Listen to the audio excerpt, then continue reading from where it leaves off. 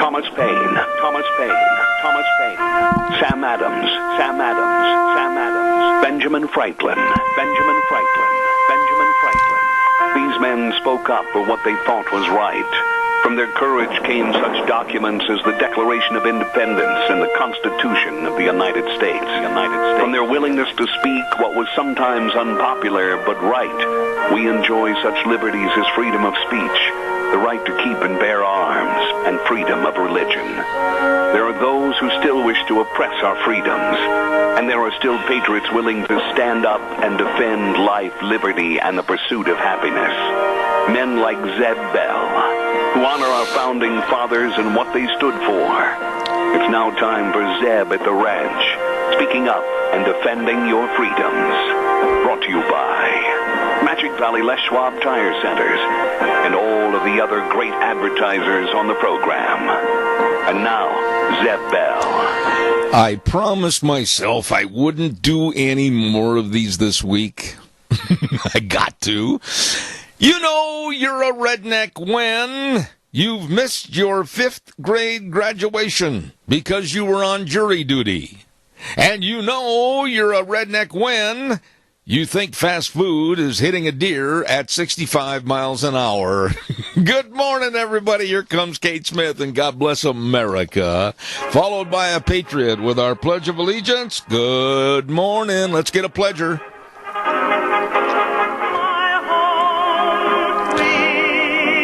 Oh, thank you very much, Kate Smith, and God bless America. Good morning, good morning. Look at that sky, the sun. Oh, my goodness, what a beautiful day. Welcome back to Zeb at the Ranch, and I'm Zeb Bell with our major sponsor, your Magic Valley Les Schwab Tire Centers, all 7 locations serving you, along with some of our great advertisers, like Western Waste Services, always at your disposal. Call them at 734-6969. Right now, let's go to the phone line and our Pledge of Allegiance. I pledge allegiance to the flag of the United States of America and to the republic for which it stands, one nation under God, indivisible, with liberty and justice for all. Hey, it is good to hear from you and doing the pledge this morning. Thank you. You're welcome, sir. Hey, God bless you. Thank you very much. A good friend right there, very good friend. Oh, my goodness, we've got to get sailing. I've got a lot of things to tell you about this morning. And right now we're going to go to the weather forecast brought to you by Cheney Flooring and Home Design at 1228 Oakley Avenue in Burley. Look for that blue door and whatever you need to make your house a home. And they really can help you with all the home decor items, home decor, thoughts and ideas as to how to really individualize your home. And kitchen construction, all of this and more at Cheney Flooring and Home Design, 1228 Oakley Avenue in Burley. And right now, here's the weather.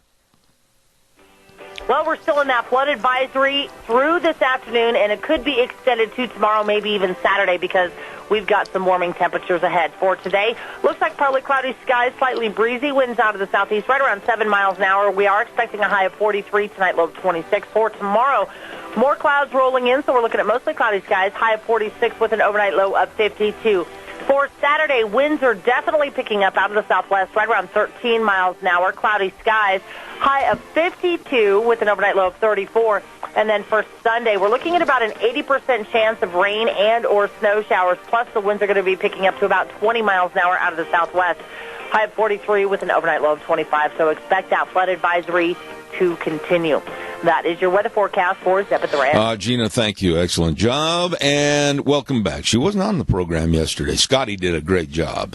Brought to you by Cheney Flooring and Home Design, 1228 Oakley Avenue in Burley. Look for that blue door or give the great folks over there a call at 678-6945. Hey, Merv May, come on in here. All right. Hey, good set of steer calves there. Here, $31, $1.30. Oh, that's the chant of the world's best auctioneer, in my opinion, Merv May over at the Burley Livestock Sale Yard, 1100 Occidental Avenue in Burley, with the sale number 6789411. The sale that works for you. And sale time today with Merv May, Cade Rogge, and Lance Udy is going to be 11 a.m. Now, I've got an extensive report here this morning, so I want to get all this in. Kelly War is bringing in 80 head head of 500 to 700 pounders out of Grouse Creek. Hello, Kelly.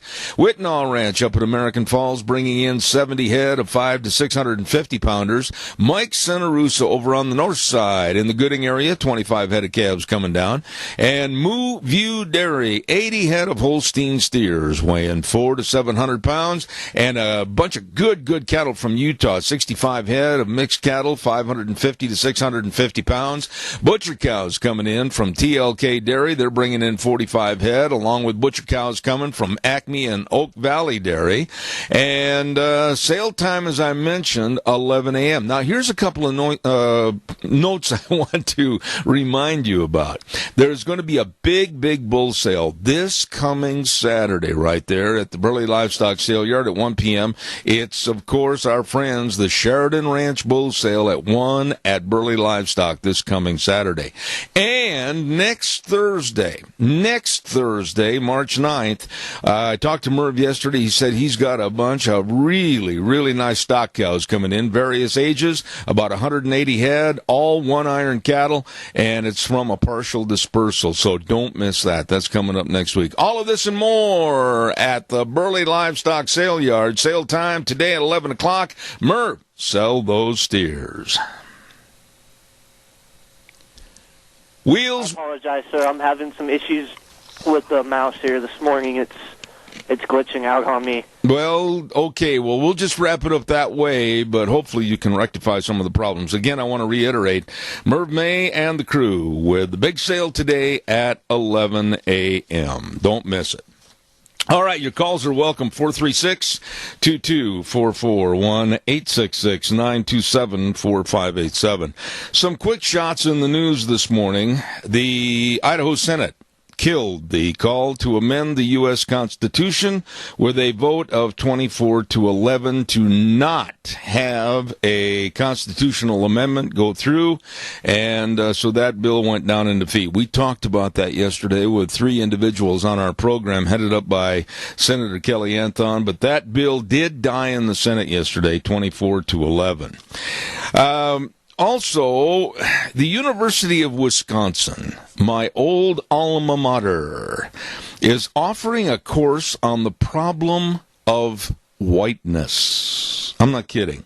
Taught by a very radical assistant professor who is involved with a group that's calling for a revolution in this country. His name is Damon Sanyani, who believes America is a terrorist state. Now, this is a great guy to be teaching your kids, isn't it? Little Johnny and Susie, oh, they're going to college. They're going to learn this.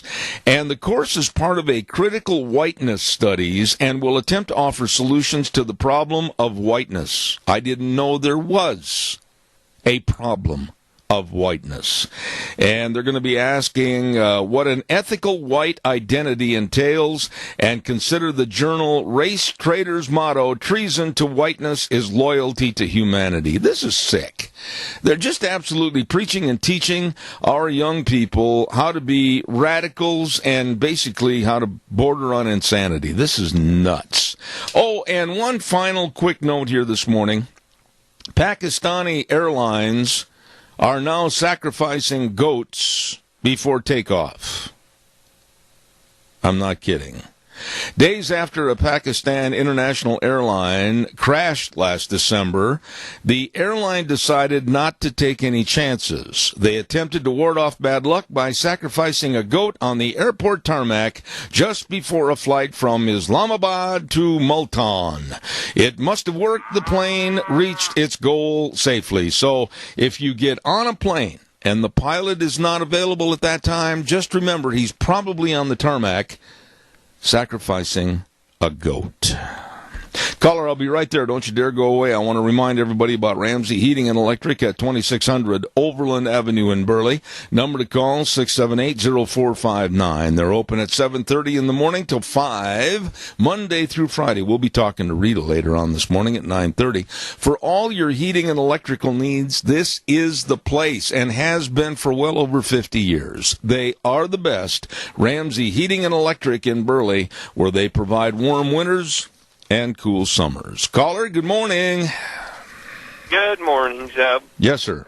You're brought up the professor teaching anti-white, well, basically that's what it is. That's racism. Yep. Raw and in effect. Now, if somebody was to change that around to black or Asian or whatever else, or Islam or Muslim for that matter, there would be outcry all over the place about how it's racially charged, and that's really offensive. I do not know how and why we let this go. I really don't. I mean, I went to the University of Wisconsin back in the late 60s, and I can tell you that it was fairly becoming radical at that time.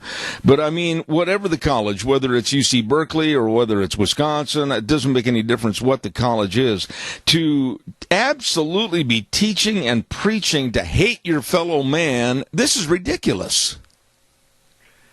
You know, as my 15-year-old boy put it, the more problems they can cause for those who want to help, the easier it is for those that want to help won't in the long run. Basically, by the time he gets to be my age, he said things will be so messed up that they won't be able to do anything to change it. That's not the case. I'm afraid that you'll be hating everybody, the hate and discontent and unsatisfied with what they have, what they've worked for, and what they've earned. There won't be any.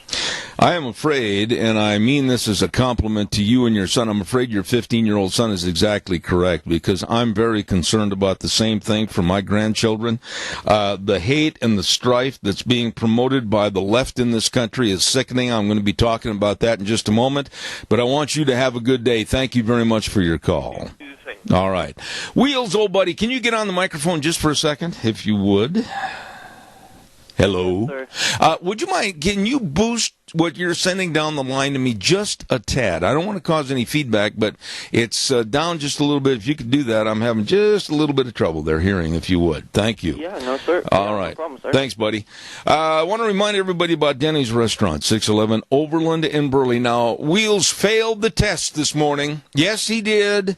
He had an oral examination as to when the next lunch bunch was, and I had mentioned it twice yesterday. Oh, my goodness, that means that Wheels, has to buy Deanna and I lunch this not next week. I caught me. March 16th. March 16th is the next lunch bunch day at Denny's Restaurant, 611 Overland in Burley and 291 Pole Line in Twin Falls. Oh, I'm going to have one of those sizzling skillet meals. Oh, they're so good. And just wrap yourself around one of those and you'll be a happy camper. Or all the buttermilk pancake different breakfasts they have. Oh my goodness, it's delicious.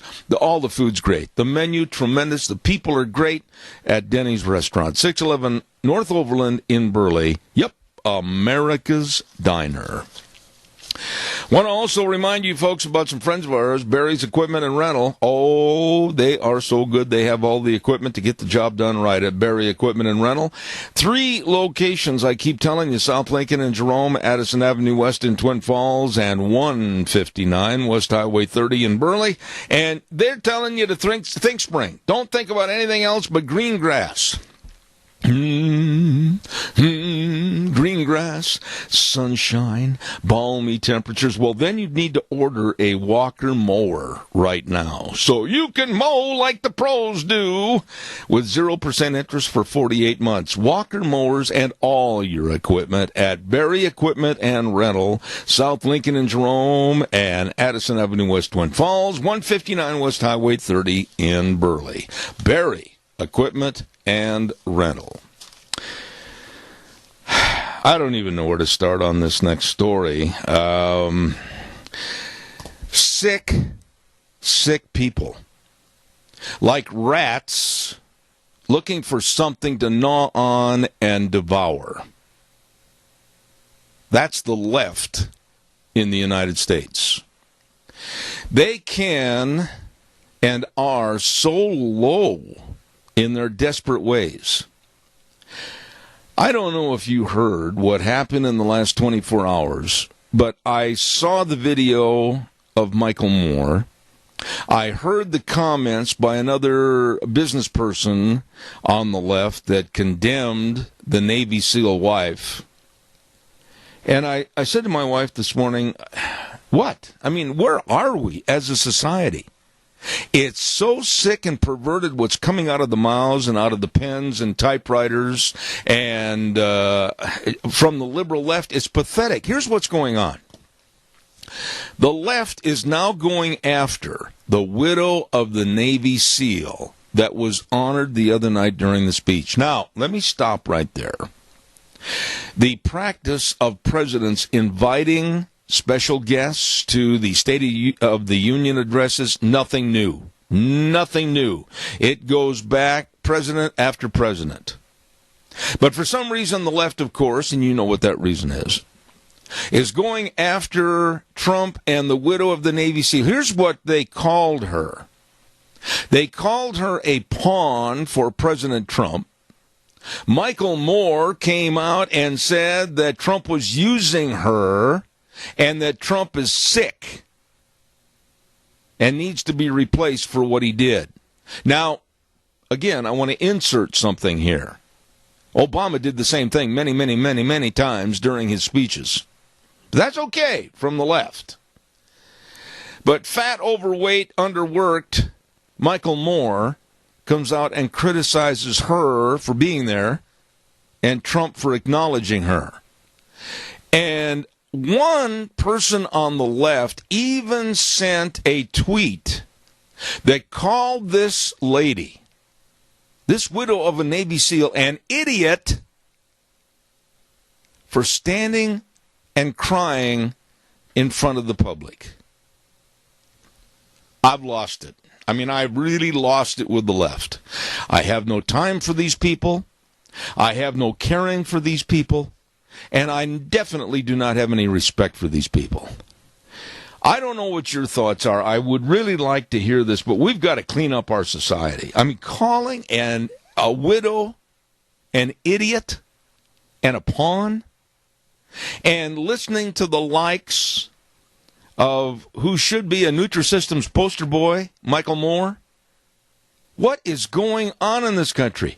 It seems like that the Democrats, and I don't care if you're a Democrat out there in the audience or not, I'm going to come out and say it, you're consumed with so much hate from losing this last election and control of our country that you'll resort to doing and saying anything.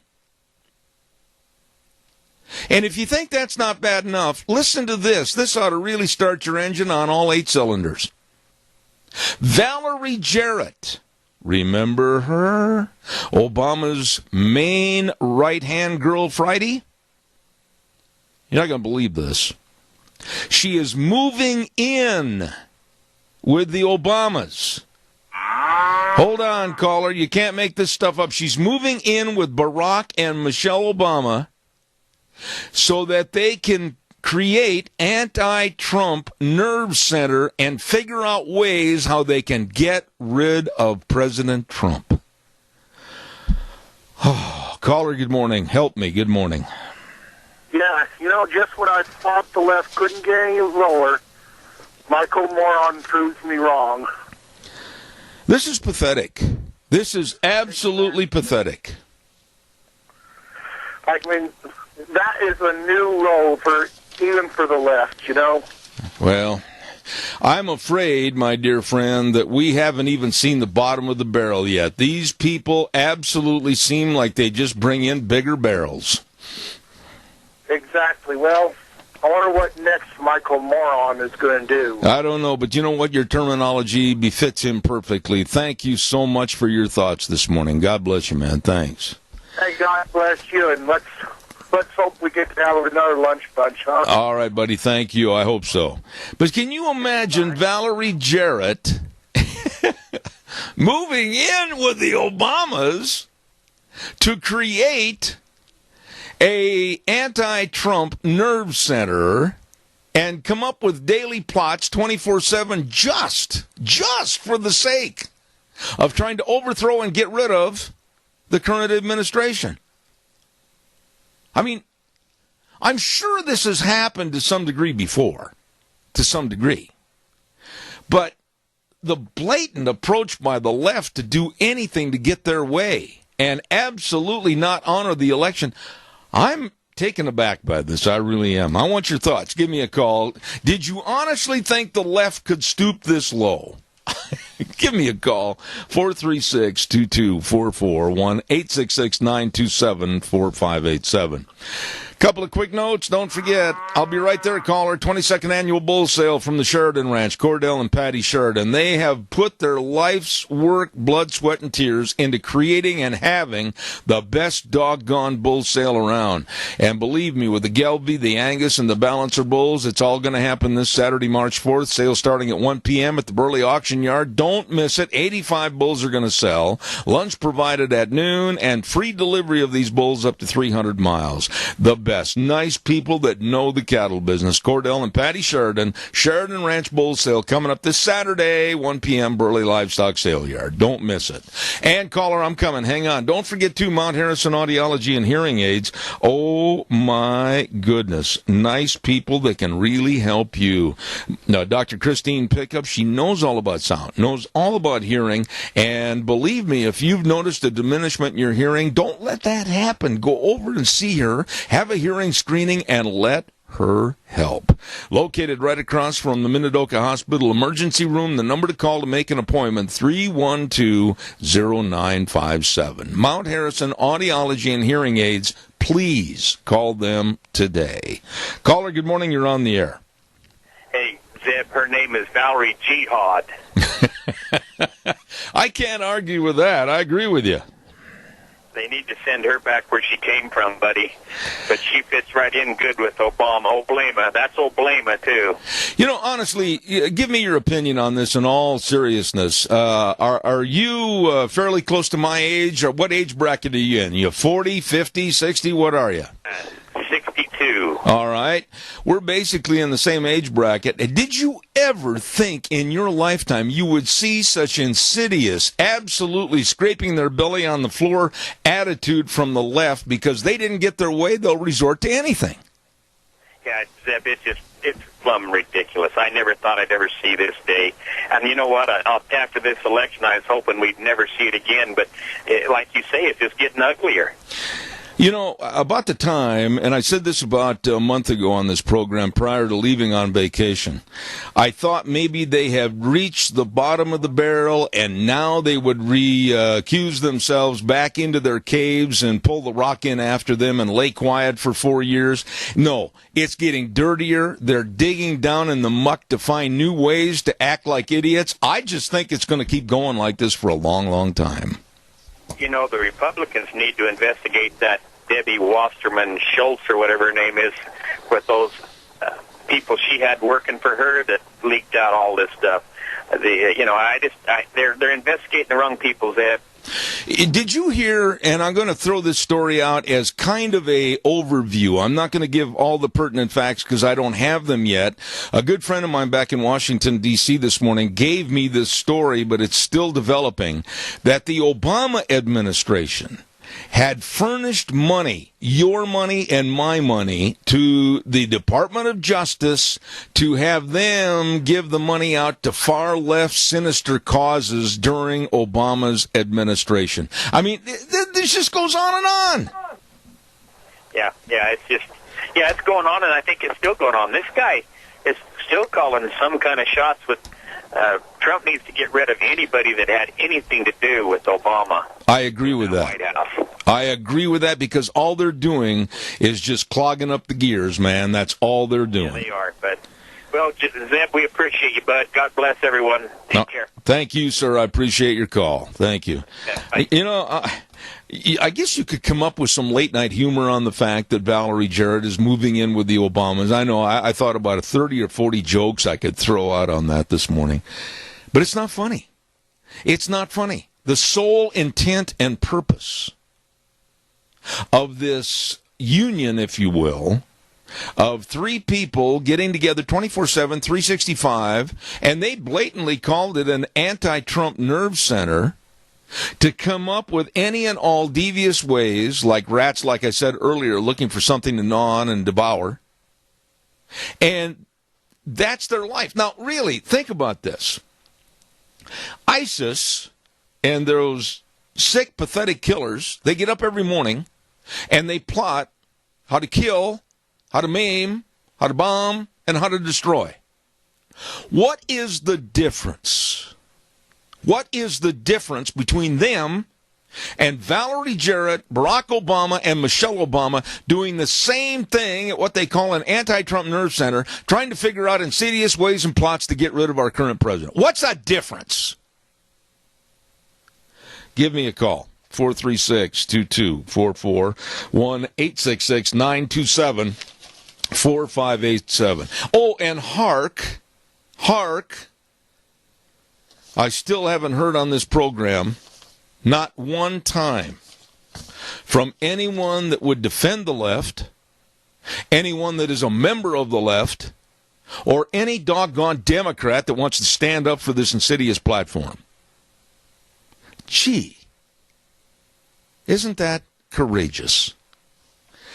Don't forget Mini-Cassia Sales, 1321 East Main Street in Burley, right across from the airport. Oh, hello, Zach. These are the nicest people, and they work so hard for you. Now, if you need an overhead door, yeah, maybe you went to hit the switch the other day and the door went, I'm not working anymore in this cold weather. Well, if you need an overhead door, they've got them. If you need interior doors, they've got them. They got a lot of them in stock. And, of course, replace and upgrade your windows. Oh, boy. And they've got carpet. They've got everything over there. Plus, they can help find the contractors to do the installation work, and they do a great job. Mini-Cassia Sales bringing you Dr. History on Tuesdays at 10:06, 1321 East Main Street in Burley. Caller, good morning. You're on the air. Good morning. I think that it's time that those of us who care about this country need to do some investigating into why Obama bought a great big house in Washington.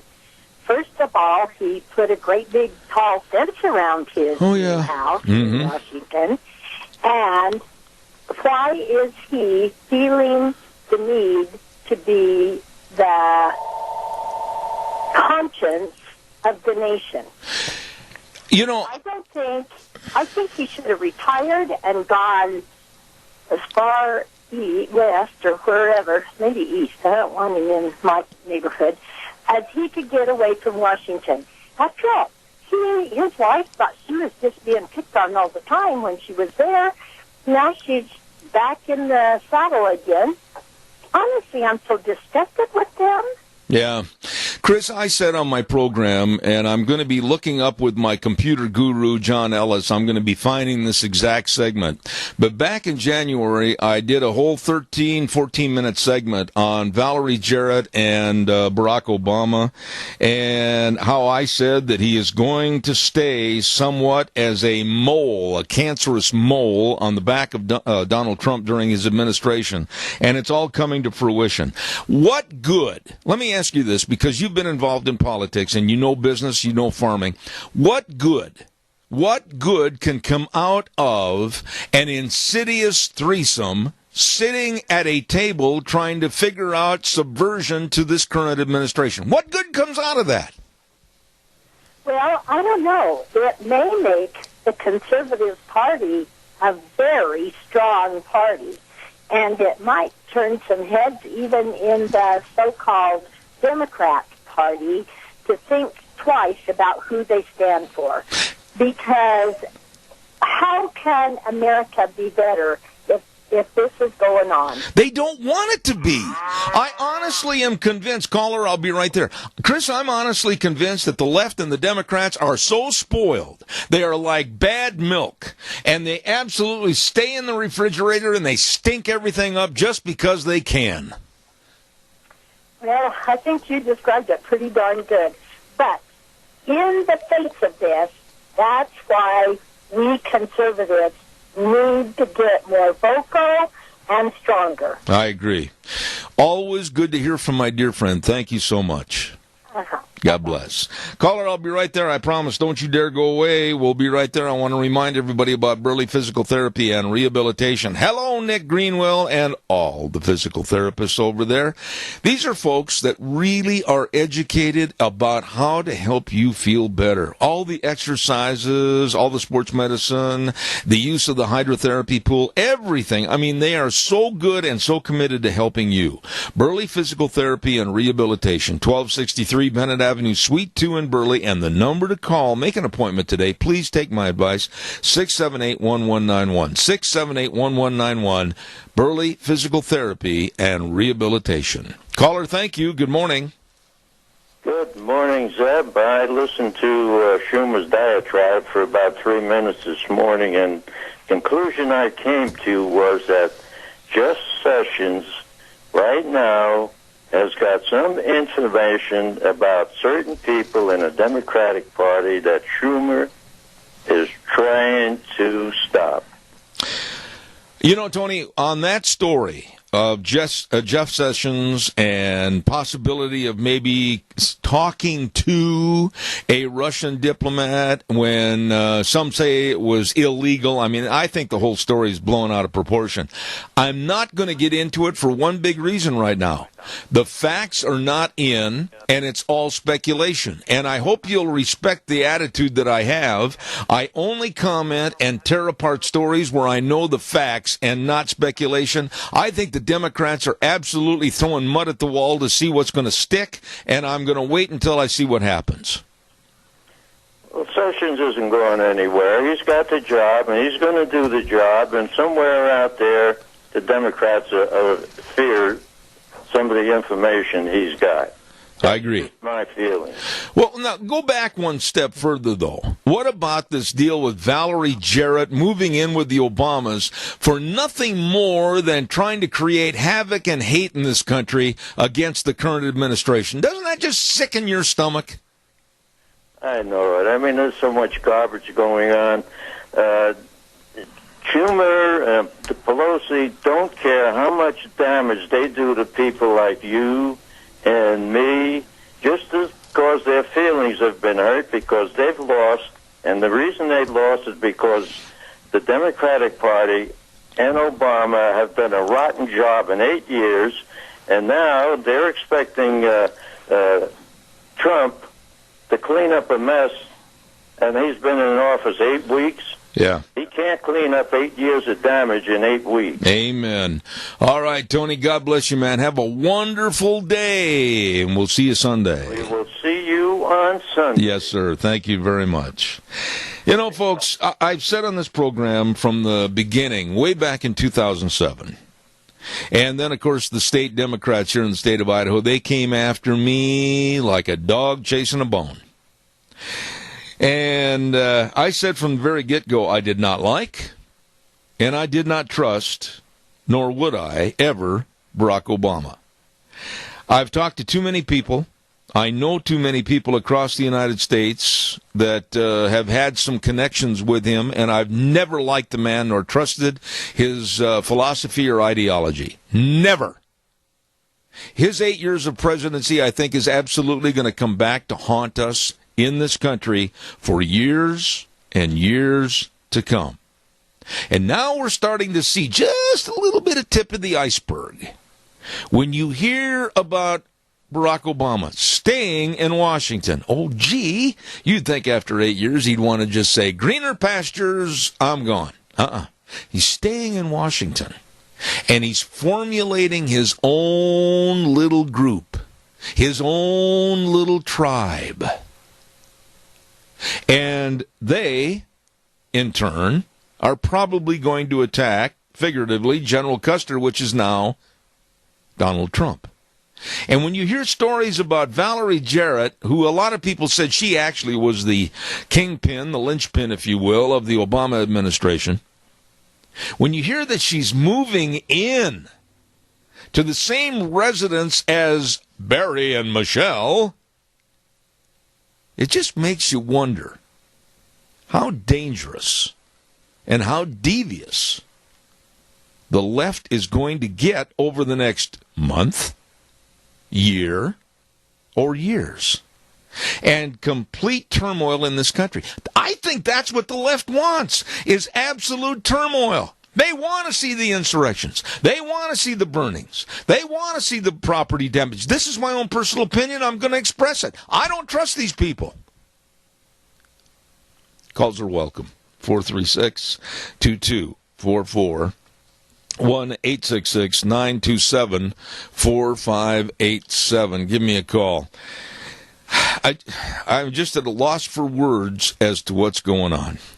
By the way, a memo to business owners, and I mean this when I say this, and both my wife and I have had it. We make probably here in this office, I don't know, 50, 60 phone calls a day, easy, and receive numerous phone calls per day. And both Deanna and I have noticed as of late that businesses are hiring and using as their receptionists or people that want to make calls for their business. They're using people that you can't understand if you listen to one word every 10 seconds. I am fed up with listening to people that get on the phone and they go, and you'll say, pardon me, would you repeat that? And they go,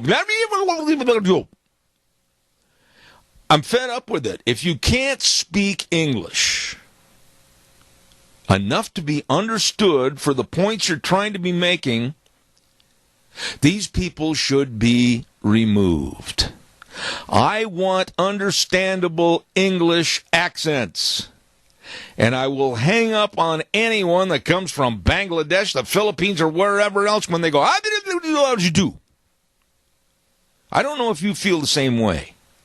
But I have absolutely been fed up with no quality and a lack of the English language being spoken articulately. Fire these people and get somebody else. That would be good for your business. Calls are welcome, 436. There we go. I'm going to get the weather forecast here while we wait for your calls. I'll probably get the person calling going, okay.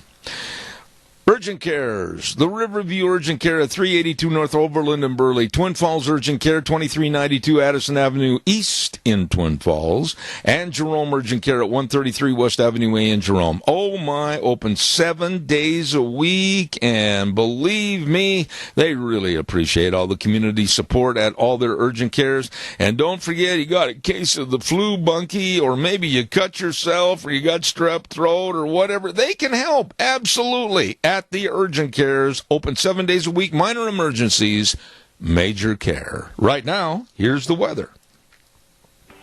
Well, we're still in that flood advisory through this afternoon, and it could be extended to tomorrow, maybe even Saturday, because we've got some warming temperatures ahead. For today, looks like partly cloudy skies, slightly breezy, winds out of the southeast, right around 7 miles an hour. We are expecting a high of 43 tonight, low of 26. For tomorrow, more clouds rolling in, so we're looking at mostly cloudy skies, high of 46 with an overnight low of 52.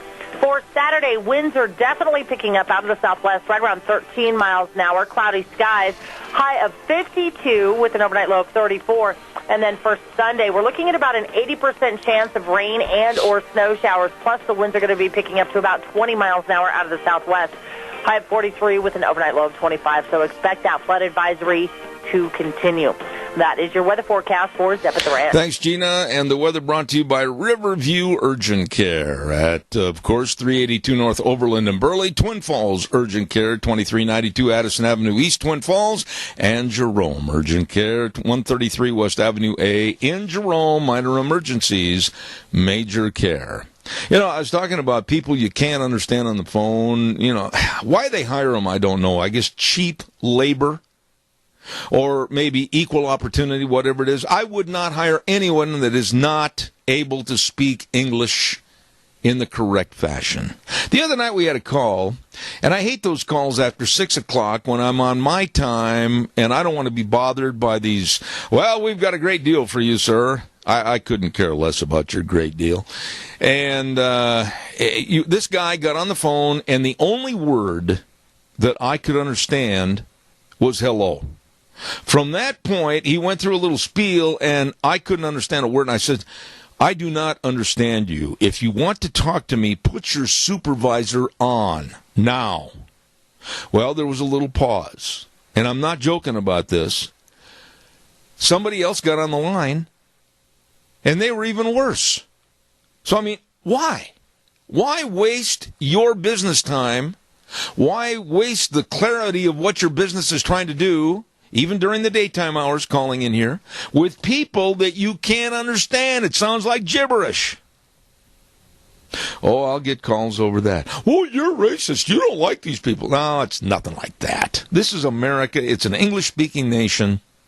Respect it. Calls are welcome, 436-2244, 1-866-927-4587. You know, one of the things I wanted to mention this morning is a gentleman, and he is, for what he has done and how he treats the public and what he's done for his society, and that's Tim Tebow. Now, whether you like Tim Tebow or not, that's irrelevant.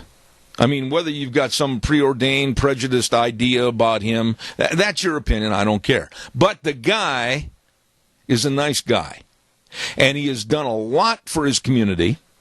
He's done a lot to help others, and he's highly respected by his teammates. He played professional football. He played for the Broncos, and he took them to the playoffs. But I honestly believe that Tim Tebow and his failure in the NFL came about because he's a devout Christian, very devout Christian, and not at all shy about saying that. So, out of football he goes. Well, a lot of people, well, he didn't have the talent, well, he didn't have this and that, well, he was good enough in college to be with the #1 Florida Gators, so don't give me that garbage. Then he said, I'm going to try baseball. He was, and a lot of people don't understand this, he was a great baseball player in high school and college. So he wants to try pro baseball. But in the interim, the guy is out there working in the public. He's serving people at the hospitals. He's going to the children's hospitals and taking time out of every day to the cancer patients, etc., helping people. But the press and sports writers that have never probably worn a jockstrap, but yet they seem like they know everything, are out to vilify this man and just absolutely throw him out of sports. I'm not kidding. He's trying to make it in professional baseball with the New York Mets. The teammates that are on the spring training squad for the Mets have said nobody on the team works harder or is friendlier with the media and the general public than, yep, you're ahead of me, Tim Tebow. But yet the sports writers are coming out and they're calling him a carnival act. And they're running him down, and one sports writer said he's wasting the time of professional baseball and he has zero chance to make it because he has zero talent. You know, think back, folks. Remember Michael Jordan? Oh, yeah, you've heard the name. Probably the greatest basketball player ever. Well, he wanted to play baseball. Remember that? And he wanted to try to make it with the Chicago White Sox. I don't recall any of the sports writers lambasting him for his underachievement, or perhaps his not being able to really properly head up a double play, or his lack of performance at the plate. Everybody was pulling for Michael Jordan.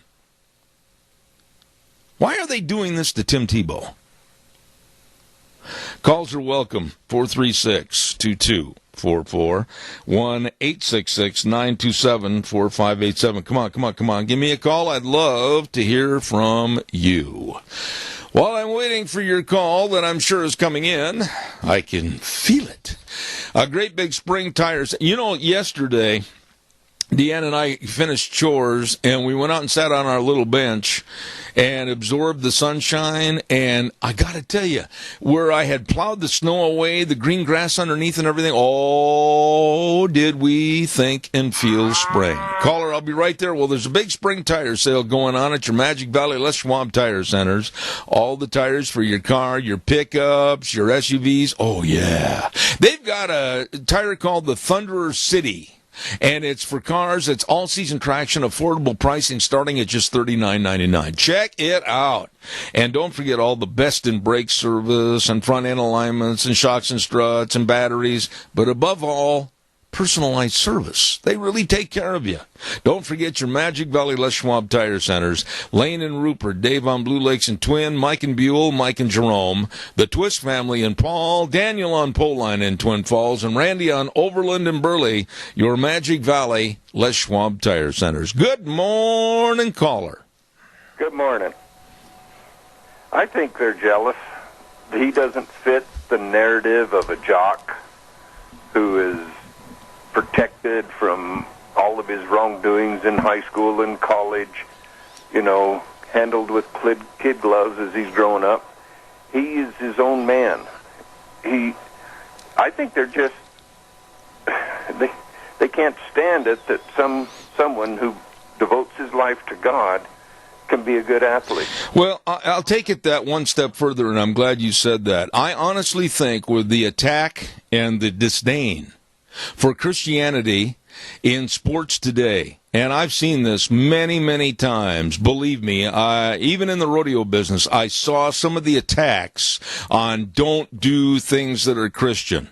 And I've talked about how one committee in particular tried to, tried to stop me from doing the prayer before the performance. And I told the committee, okay, we're 2 minutes away from the performance. Go find yourself another announcer. I'm doing the prayer whether you like it or not. We had done it in all the previous performances, and I wasn't about to stop then. I think that is the movement right now in this country and why there's hatred against Tim Tebow, because he's all around a pretty doggone nice guy. He lives his belief. He practices what he believes. What he's done for the disabled children and stuff, those girls with the Down syndrome where he took them to a ball. Yes. And it was just heart-touching. I mean, I pray that I could be half the Christian he is. Well, wait a minute, Doug. There are those on the negative side, the naysayers on the left, that criticized him for that, saying it was nothing more than an approach to get more of the TV cameras and build the population for Tim Tebow and just to sell his jerseys and everything. I find that one of the most repulsive responses I've ever heard. Exactly.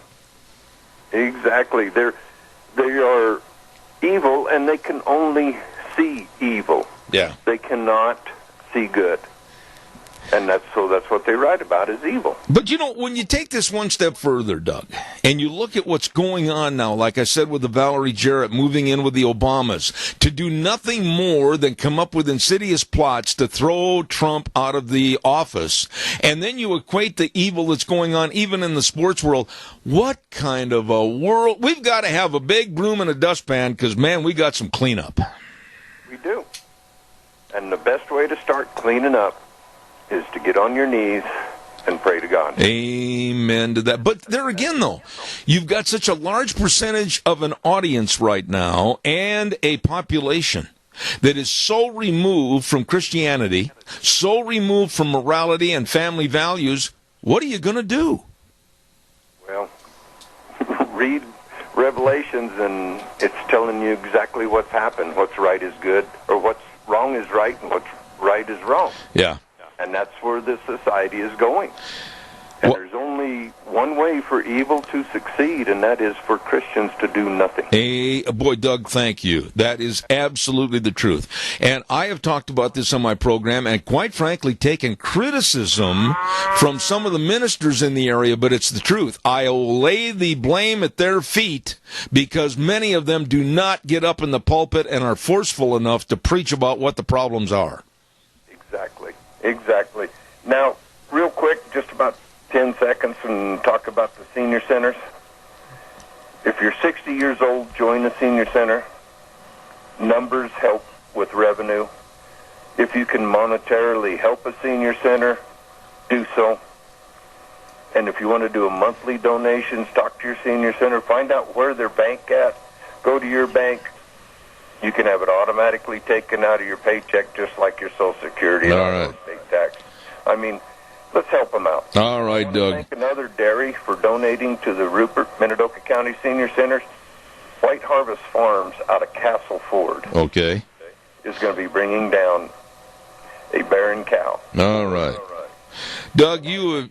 It just sends chills up my spine. Well, you have done a lot to help these folks, and I know you'll continually call in and let us know. I got one other quick call, and then I've got to run to the news. Thank you very much. Appreciate it. Caller, I've got exactly 30 seconds. Fast. In addition to Revelation, as he was talking about, there's Amos and also Isaiah 5:20. Woe unto them that call evil good and good evil. Amen. Thank you for your input. God bless you. We're going to take a little break right now and come back with the Chamber of Commerce report. Don't go away. Zeb at the Ranch. Wheels, take it away.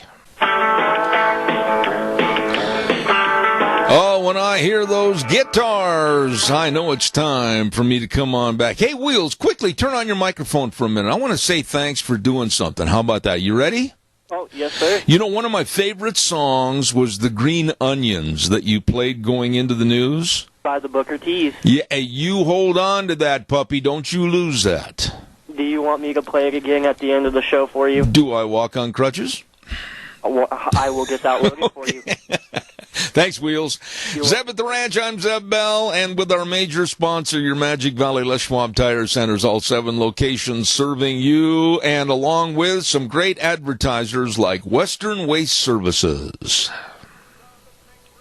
And all across southern Idaho, we're always at your disposal. Western Waste Services, we care about our community, our resources, and this great land.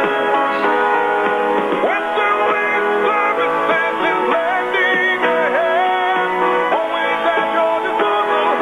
Western Waste Services. They are so good and so helpful, and all you have to do is call them at 734-6969, Western Waste Services. Maybe you're new to the area. Maybe you're going, gee, what are we going to do with all this garbage? Is there anybody that can come by and pick it up? Yup, there is. Western Waste Services, you call them, get on the route service, and then stand there and wave goodbye to your garbage. It's gone. Western Waste Services, always at your disposal. Call 734-6969. Hey, by the way, don't forget, every morning we start the program right after the pledge with our weather forecast, brought to you by Cheney Flooring and Home Design, 1228 Oakley Avenue in Burley. Look for that blue door, or give them a call. Kyle and Whitney, super nice people. 678-6945, Cheney Flooring and Home Design. Oh, by the way, too, I'm pretty partial to animals. I've been around animals all my life. Horses and cattle and dogs and, yeah, I know, Deanne's 37 kitty cats, whatever it is. Ark Animal Hospital at 750 21st Street in Heyburn. Number to call, 678-1177. And that's a number to remember because they are a mixed animal practice, meaning big or small, they love them and can take care of them all. Absolutely. 678-1177. Dr. Bill, Dr. Liz, the whole crew, and they really love animals. And it's true. They have warm hearts for cold noses. Call them today, Ark Animal Hospital in Heyburn. Right now, we get a chance to go over the river and through the woods, and here we are at the Mini-Cassia Chamber of Commerce. Good morning, Kyla. How are you?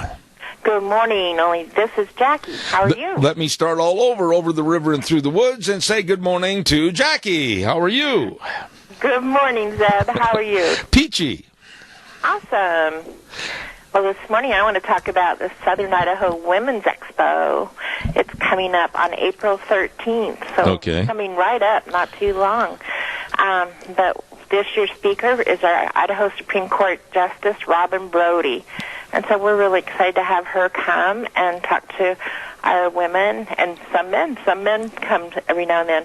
But tickets are $20 in advance or $30 at door, and that's including lunch and over 50 vendors, so it's a day well worth coming. We also have Dr. Stuart North and Dr. Devin Higgins of Cassia Regional talking about today's your day, so get on your way. They're talking about diet, exercise, and sleep, and also other women's questions that they might have.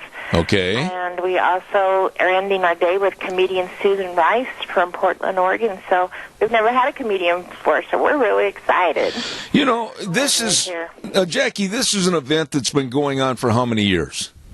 Oh, gosh. I've been here 6 years. It was going on way before that. So probably at least, I'm sure, 10 or 12. And it seems like it's an event that's really growing in popularity. You folks put a lot of time and effort into it, don't you?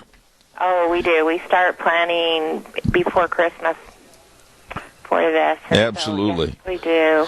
Well, and if we're still taking vendor sign-ups. If you're a chamber member, there's $75. If you're a non-chamber member, it's only $150, which is really cheap. If you've ever done an event somewhere, you know that. It's really a cheap. Now, let me ask you this question. And I had a call before I left on my vacation, and they were asking about this. What type of vendors are the most benefited by being there at this Women's Day? You know, we have everything from Grease Monkey on up to women selling jewelry. We have people come in and sell sheets. There's just all kinds of health. There's health. There's oils. You just name it. We have those kind of vendors. It's just a fun, well-rounded, anything a woman could use or want, it's going to be at that. Okay, now, and they can call the chamber office for more information. Is that correct? 679-4793, or on Facebook. You can reach us, you know, anytime. Just give us a call. All right. Is there anything? Lots and lots of tickets. All right. Is there anything else right now this morning coming up that you think you better highlight? There's just one other thing I want to touch on a little bit. It's called Caring Monkey. The Grease Monkey out of Rupert is doing a program to benefit our community, and we're teamed up with them on this. And what it is you can we're accepting nominations of local not-for-profit or persons in need of some assistance. And so the Grease Monkey team will select one organization or an individual per month to receive a special donation from their crew. Oh, hey, now that is really, really nice. And again, for more information, they can call the chamber office, and this lovely lady that's standing there holding the phone, Jackie, will give them all the information, right? That's right. Now, tell us a little bit. There's more than one way to get a hold of the chamber. What are some of the easiest ways? Some of the easiest ways, of course, are the 679-4793. Stop in and see us at 11777 7th Street in Hayburn. We're just kitty-cornered from the Upper Crest, right by the river. And the other way is on our webpage at minicasiachamber.com. We had a call here at my office a couple of days ago, and it was from somebody traveling through the area. And they said, where's a good place to go get souvenirs, etc.? And I said, the Mini-Cassia Chamber of Commerce. And they said, oh, gee, we thought they closed up because they were seasonal. You better emphasize the fact that you don't close up seasonally. No, we're open.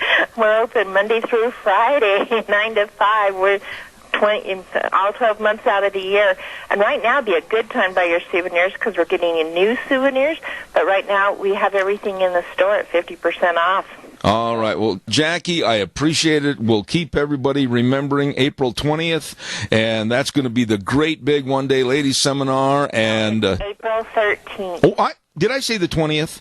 You did. Would you please come over and slap me, because I had 13th right in front of me, but I said 20th, and I apologize. Please forgive me. $20 for a ticket.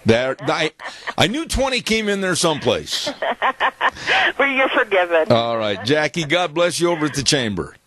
Okay, thank you. Thank you very much. Let me correct my faux pas. I said it should be April 13th for that seminar, and tickets are $20 in advance. There you go.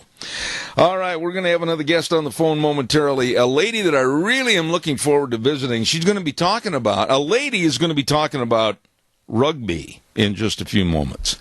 Don't forget, too, our dear friends over at Hanson Mortuary, 710 6th Street in Rupert. Oh, hello, Joel Heward and his family and his staff. You know, they are so community-oriented, and they're always there helping other folks with different projects, etc. Well, when there's the passing of a loved one, please remember they are there to serve you. And they can travel to the rural towns and churches, and they can visit with the families right there in their own environment. They are there to serve you with the highest ethical standards with unquestioned integrity. Please call that number, 436-5636, 436-5636, Hanson Mortuary, 710 6th Street in Rupert.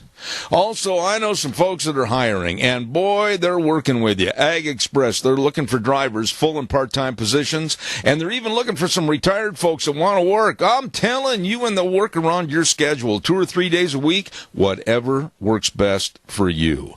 Great benefits, vacation time, holy cow, you better give them a call, and you're home every night. Ag Express. Call Dale and Paul at 438-8886. Alan in Twin Falls at 731-2495. And my old buddy Russ in Burley at 431-7175. Ag Express looking for drivers. Come on, get to work. There you go.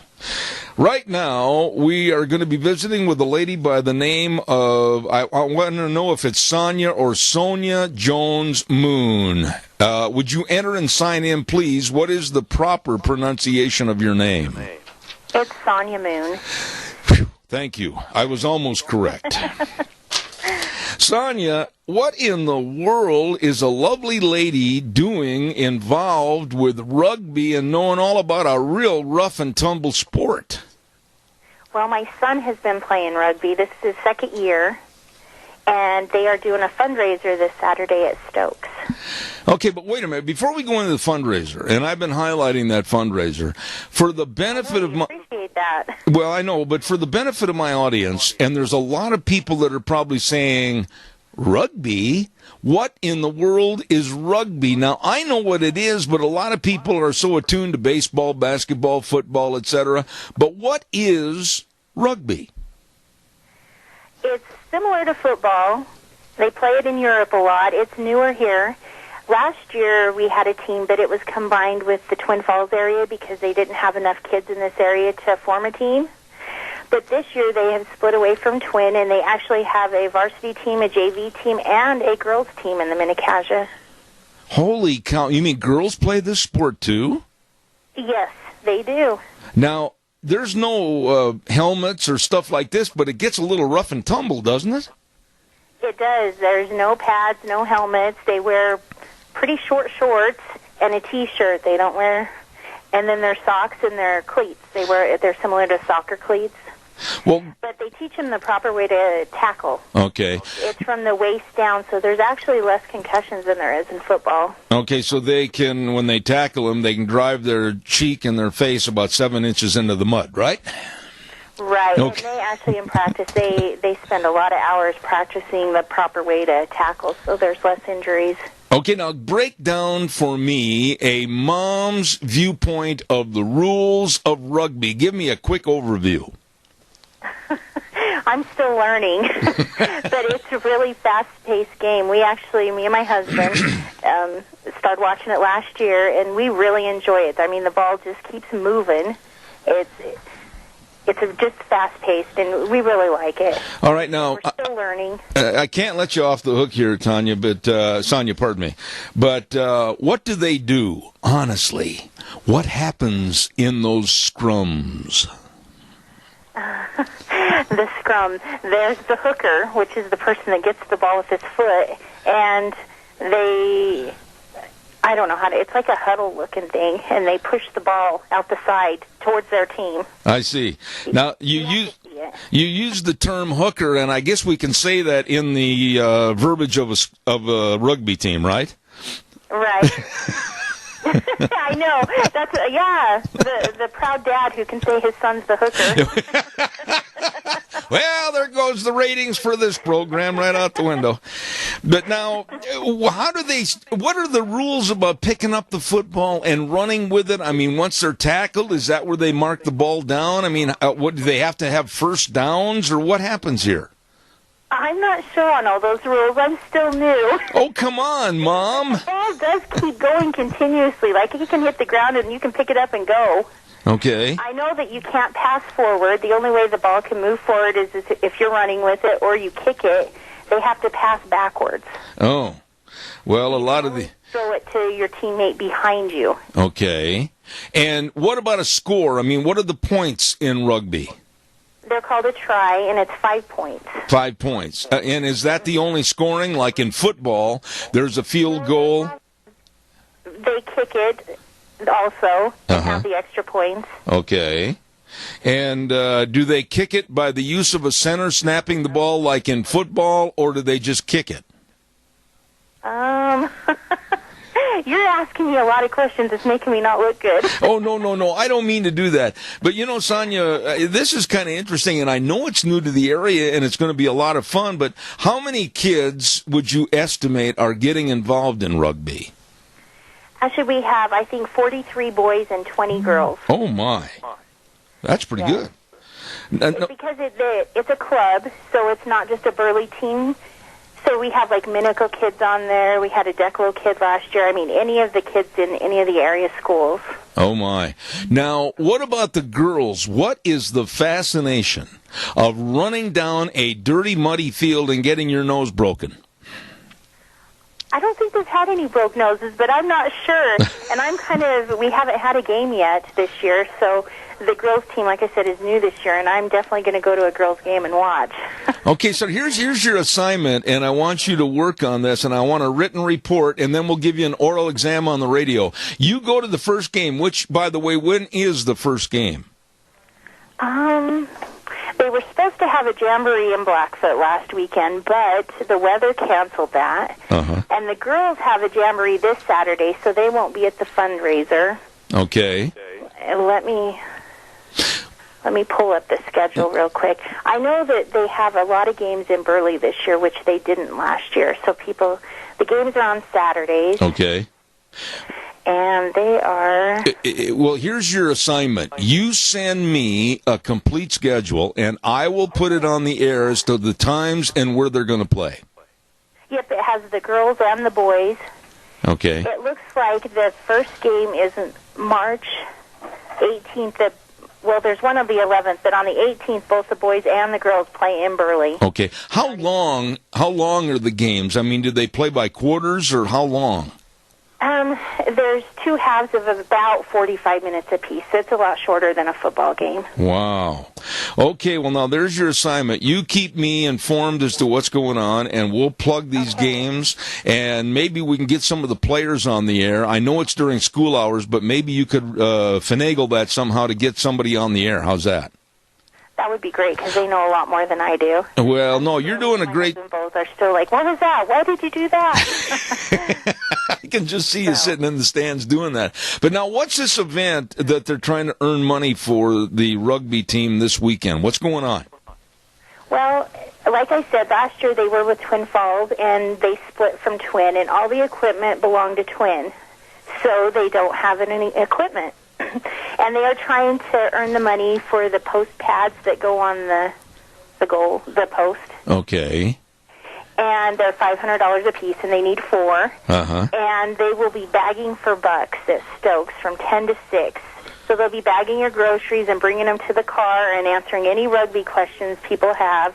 And then all the tips will go towards their post pads, and Stokes is going to match that up to $1,500. Holy smoke-a-roly. So let me get this clear. The rugby team called the Mono, which is the proper pronunciation? Mono. Rugby team's going to be at Stokes this Saturday, and they're going to be bagging for bucks. So what they're going to be doing from 10 o'clock in the morning on Saturday until 6, bagging the groceries, taking them out to the vehicle, and then, of course, standing there like they do in Las Vegas waiting for a tip. That's exactly right. And it's Stokes' case law, so hopefully they're busy. Well, I think this is a real good event, and I can't wait to hear you at the end of the season. Why, you'll probably turn into a commentator on CBS for all the Maine rugby games. Well, yeah, now that you've made me feel a little like how much I don't know. No, I didn't mean to make you feel like that, because you know what? What little bit you know is 10 times more than I know about rugby, believe me. You have to come watch a game, though. They're exciting. I'll bet they are, and the first game you said is coming up, I think you said March 18th, right? Well, there's one March 11th, but March 18th is at home. Okay, and that's at the Burley football field, is that correct? It's not at the football field. On the south side in front of the King's Fine Arts Center is the rugby field. Okay. All right.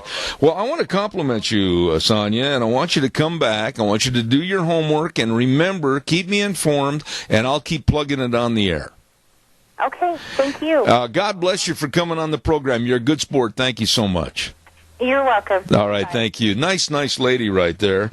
Sonia, I want to get her name right, Jones Moon. Thank you very much. You know, I don't know hardly anything about rugby other than I know one time we were doing a rodeo. I can't even remember the state we were in. And during the day, I happened to go by this park, and they were having a rugby game. That's a rough sport. And tempers flared. And it was fun watching, and so therefore I'll support these kids all I can. I think it's great. Boys and girls rugby teams, and it's called the Mono Rugby Team, having a bagging for bucks at Stokes this Saturday, and from 10 to 6, and they're going to bag your groceries, take them to the vehicle, and don't snub them and just shut the door. Give them a tip, okay, for their equipment. There you go. Okay, calls are welcome in 436-2244, 1-866-927-4587. Let's ride. Get your motor running. Vroom, vroom, vroom. Let's ride. 270 Highway 24 between Rupert and the World. They're open Monday through Friday, 9 to 6, Saturdays 9 to 4. They got all your snowmobiles. Oh, yeah, they've got all your snowmobiles. They've got all of your timber sled systems, you know, the snow bike conversion kits. They've got four-wheelers. I'm telling you, just go there. Go there, open the door, and just stop right there in the door, and just gaze left to right, right to left. Holy cow. How did they get everything on that showroom floor? It's amazing. Stop over and see them today. Nick and the crew, 270 Highway 24 between Rupert and the World. Let's ride. Great accessories, super service department where the fun is sold. Really good folks. And yesterday, guess who I talked to on the telephone in the late evening hours, and that was afternoon hours, I should say. And that was old Todd over to Cameron and Siemens, Highway 24 in Rupert. Yep, they serve you. They serve you and take care of what your needs are with life insurance and health insurance, retirement planning, employee benefits. No, Zeb. Benefits does not have an L in it that you say benefits. It's benefits. There we go, class. We've got it figured out. Cameron and Siemens, Highway 24 in Rupert. Now, here are some folks that are so dedicated and responsive to your needs. Call them for an appointment today. 436-4424. That number again, 436-4424. Cameron and Siemens Insurance, you call them right now. Oh, my goodness, in just a few moments, we're going to have the lovely Rita Ramsey on our program, and we'll be talking to her. And I also want to remind you that there is going to be a rippin' good bull sale coming up this Saturday. Caller, stand by. I'll be right there. 22nd annual bull sale put on by the Sheridan Ranch, Cordell and Patty Sheridan. I really like these folks. I remember a couple of years ago, Cordell came by, and we talked to him here in the studio. Nice people. They've got the best of Gelbvieh, Angus, and Balancer bulls, and I'm telling you what, this sale is known all over the West as being one of the best. 85 bulls are going to sell right there at the Burley Auction Yard this coming Saturday at 1 p.m. Sheridan Ranch Bull Sale. Don't you miss it. Caller, quickly. I've got another guest, but go ahead, please. Yeah, I was calling about your advertisement for Cameron and Siemens. I just wanted to tell you I went in there, had a hard time getting health insurance that's affordable through my work, and he was able to help me find what I needed. is a great place to go to get insurance, not just health, but life insurance as well. I'll let you go. Thank you. Hey, that was nice. Thank you. That was very, very nice, and I hope they heard that testimonial. They deserve that. They're good people over there. Very good people. I had another note, and yours truly, I can't imagine how I lost it. Why, I'm so organized on this desk. It's unbelievable that I would put something down and not be able to find it, but I did. Oh, a quick reminder. No, it's not. Zeb, you did it again. It's going to be in 2 weeks. On March 16th, we are going to shoot again for Lunch Bunch. I'm sorry it couldn't be any sooner, folks, but with my schedule, it's just kind of a comedy of errors trying to arrange time. But we're going to have it on March 16th. Thursday, March 16th will be the next Lunch Bunch. Everybody try to be there. It's going to be a lot of fun. At Denny's, America's Diner. Absolutely. Well, good morning, Rita Ramsey. How are you? Good morning. I'm real good. Thank you. Okay, Rita. I don't even know where to start this morning. I've got a list that I gave up making for you of at least 30 different topics that we can talk about. But I want to start right where I ended the first hour. And I want to see if you agree with me.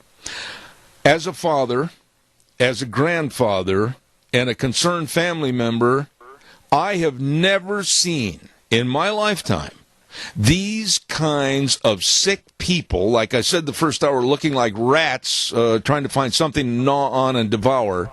The left and the Democratic Party will do anything, say anything, and try to disrupt anything just because they're a bunch of spoiled brats that lost the election. Your thoughts? Well, I haven't seen anything like this either, but we know that this is the way that they operate. And, they can say, well, we're just an extension of the Tea Party, and that's not true at all because the Tea Party didn't do any of that kind of stuff. But they're just sore losers, and they think that if they whine long enough, they'll get their own way. And it's not going to happen. The big problem is that if you do start giving in to them, they'll just see more flesh and just keep going, just like a wolf after more and more and more. And that's why this deal with Flynn really kind of irritated me, is that Trump would go ahead and let him go because he would be the first domino to fall. And they're not going to quit until they get a whole bunch more. And now they've got Jeff Sessions in their sights, and they're trying to do whatever they can in that regard. And it's not going to stop. We'll see it until Trump's out of office. Okay, I agree with you almost 99%. But I don't even know how to phrase this. Donald Trump is learning. Donald Trump is adapting. And I'm going to say that, and I don't care who's get mad over this, I'm going to say that speech that he gave the other evening was absolutely as presidential as anyone that has ever held the office. It was uniting. It had some humor in it. It had some very serious moments of thank yous to our servicemen and women. And I thought it was the best speech I've heard in a long time. Your thoughts? It was an excellent speech. I thought that it was very presidential, and I think that he hit the nail on the head over a lot of different things. I thought it was quite interesting how the press would get a little bit of a leak, and all of a sudden they get oh man, let's do this, and they started in. They just got a little bit of a whiff of something, and then made up their own stories. And I think he did that intentionally, just to show that the mass media would be out there saying, "Oh, he said he's going to compromise on immigration," and they started making up their own stories, which is absolutely the way he has been calling it. Just like they're just pushing fake news. So they get a little taste of something, and all of a sudden they make up a story. And that's what they did, and they were shown that that's not what happened. So I thought that it was quite good that he went through a number of different things. There were a few that I would beg to differ on whether we should do something like that or not, and that will come down the pike, I'm sure, at a little bit later date. But the things that he did and talking about what needs to be done and how we all need to come together and do it was absolutely what this country needed. What about, though, Rita, and you and I have been friends for a long, long time, and I think I know what your answer is going to be, but what about the demeanor of the other side of the aisle? I mean, I was so embarrassed for them being so stupid. They wouldn't stand, they wouldn't applaud, they sat there like their faces were painted with stones. I mean, I saw things there that night that tell me they're not going to try to work with anybody. Well, that's absolutely right. And if you'll recall back, and it was right after the elections for Obama, back in, so it was probably 2009, early on, and I think it was his debut speech. Remember the guy who said, "That's not true, it's a lie"? Yeah. Oh, my heavens. The press was all over that, and that made headlines for several days. He should be kicked out of Congress. He shouldn't have been able to be there. He should be this and that and the other, because when he said, he mouthed, "That's a lie." Yeah. and he was on film, and they all called him out over it. Where was somebody calling out all of those ones that were acting like 5-year-olds? Yeah, and Rita, back up just a little bit, and when push came to shove, months later, it was proven that what the man had yelled out about Obama, actually, the man in the audience, the congressman, was right. He was. He was absolutely right. But not until the press crucified him did any of that come out, and that's all they were wanting to do is, we're just going to crucify you because you said it's a lie to our president. Yeah, we've got a caller with a question. Quickly, caller, you're on the air. Please go ahead. Yeah, it definitely was a presidential speech, and it was a different tone, and it was great. But when you see Keith Ellison, I think he's the new co-chairman of the Democratic Party. He's a Muslim, and he and Debbie Wasserman Schultz sit on their hands, didn't clap to honor the Navy SEAL and his wife that he had lost his life. I mean, they sit there. This tells you a lot about the character of these people. And it was Obama that sent him in there into harm's way in the first place. And but the other part of it is, if anything that has origin with the New York Times, Washington Post, CNN, New York Times for decades has been spewing out lies, propaganda. They were led the effort in the anti-war effort as well. And you know how our soldiers came back from Vietnam and they were tarred and feathered, and it was just but that was the New York Times.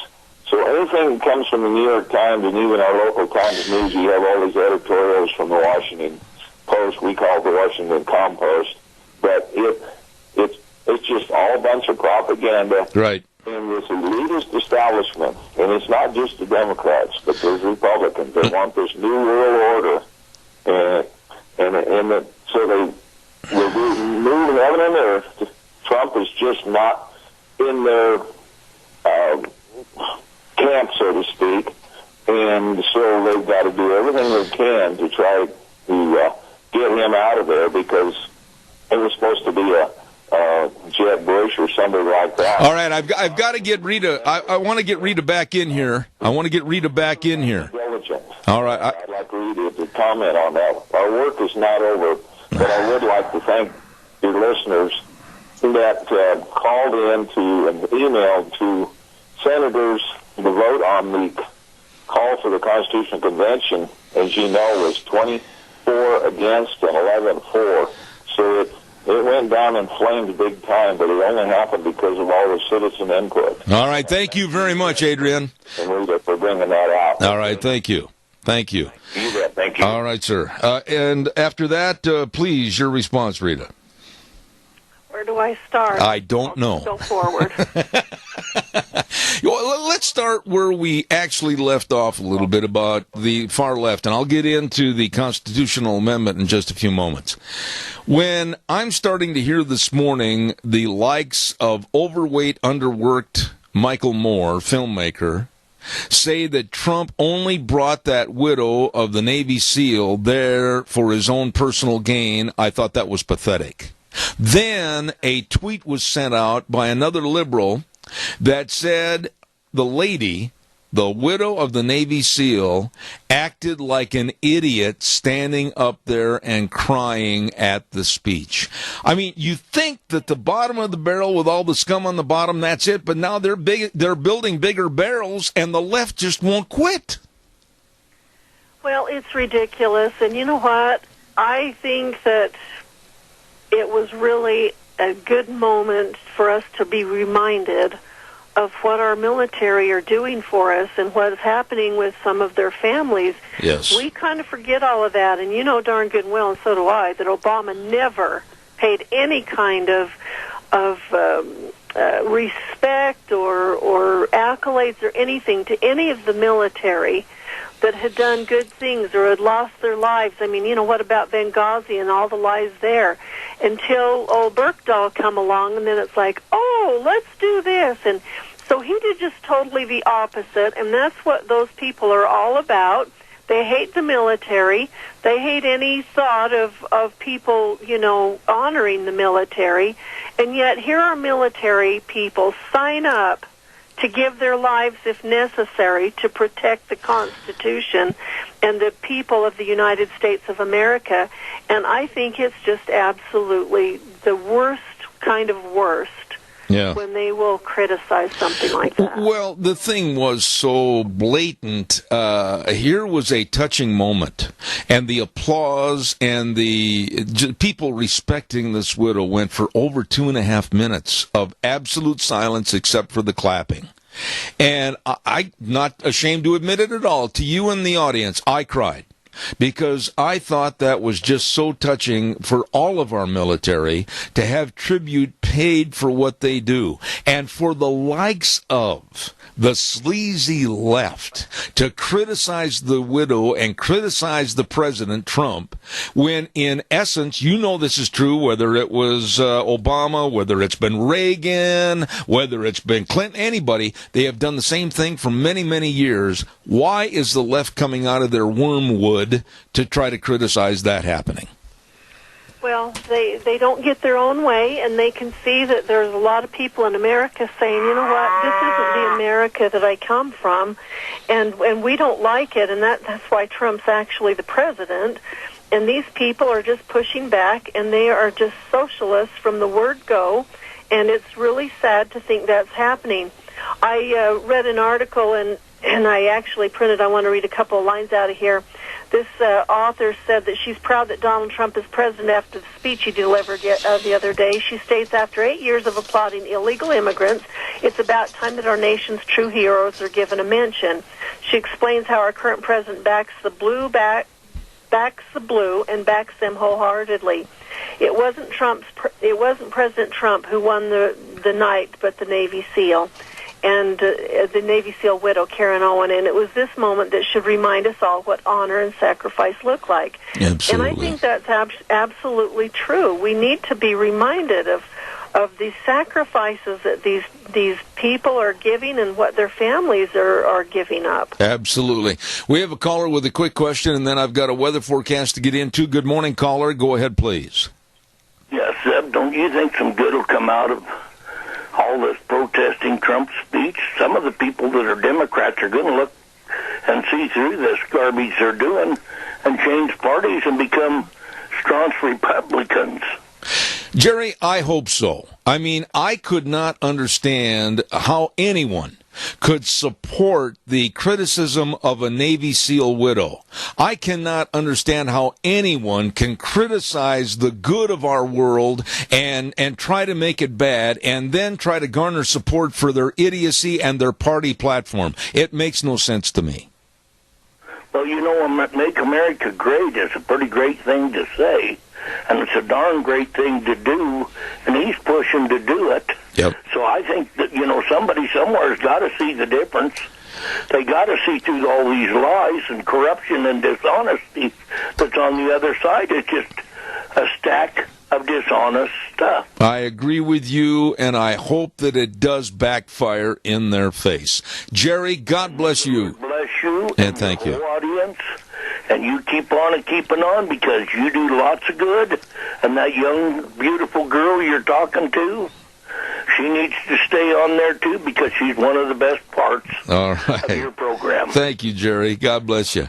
Rita, I'm going to do a quick weather forecast here, but I want you to be ready to answer what in the world can happen when we hear that Valerie Jarrett is going to move into the same house as Barack and Michelle. Stand by for that. Right now it's time for the weather, brought to you by Phillips Oaks, Goodwin, Crane and Company CPAs, and they've been providing accounting services to the Mini-Cash area for well over 50 years. They are the professionals. They are the best. With tax return preparation, tax planning, business consulting, bookkeeping services, don't you forget that they're there to serve you. 2 locations, 1710 Overland in Burley and 620 5th Street in Rupert. Phillips Oaks, Goodwin, Crane and Company serving you. And right now, here's Scotty with the weather. Well, we're still in that flood advisory through this afternoon, and it could be extended to tomorrow, maybe even Saturday, because we've got some warming temperatures ahead. For today, looks like partly cloudy skies, slightly breezy, winds out of the southeast, right around 7 miles an hour. We are expecting a high of 43 tonight, low of 26. For tomorrow, more clouds rolling in, so we're looking at mostly cloudy skies, high of 46 with an overnight low of 52.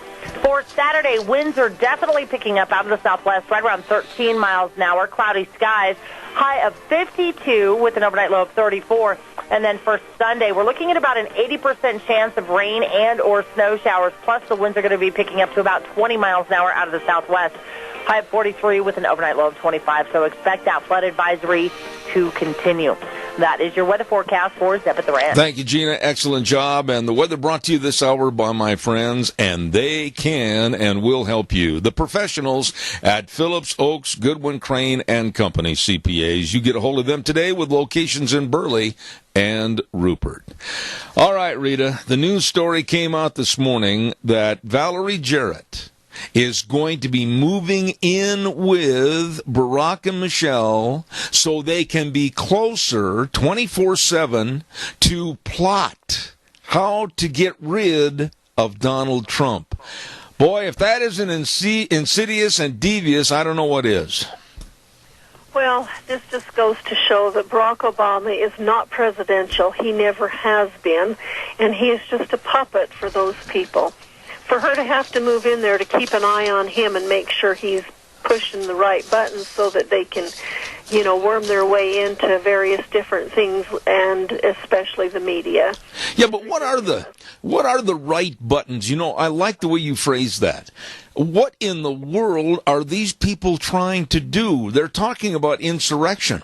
They're talking about turning this into an anti-Trump nerve center. They're talking about devious ways to help overthrow this administration and throw them out. I mean, this is like some communist country like in Venezuela, all these plots to go against the populace. Well, it really is, and I think what they're going to find is they're going to find it's just like was mentioned earlier, that when a lot of the Democrats see what's going on, they're going to start distancing themselves, saying, that is not my party. I am not going to be part of that. And it's just really, really sad, because it's like, okay, so this President Obama, he hated being in the White House. His wife hated being in the White House. Valerie Jarrett was the one pulling the strings. We've often said that. So this goes to show that that's probably has a lot of merit in the accusations. She is a Marxist. She is definitely even communist. Yes. And here she is being the one that was been calling all of the shots when they were in the White House. Now it's like, boy, I'm going to have to be there. The only way that she can get any traction is by using someone who's out front, and that being President Obama and Mrs. Obama. And they'll do what they have to do, and she'll say, okay, President Obama, this is what you need to do so that we can do thus and thus and thus and thus and thus. And Michelle, this is what you need to do. And it's just their little machine continuing on. Okay, now you have come on this program many times, and we've talked about, quote unquote, possible conspiracy theories. Okay, now I sit here this morning and I hear about Valerie Jarrett teaming up and living as a threesome in the same house with Barack and Michelle.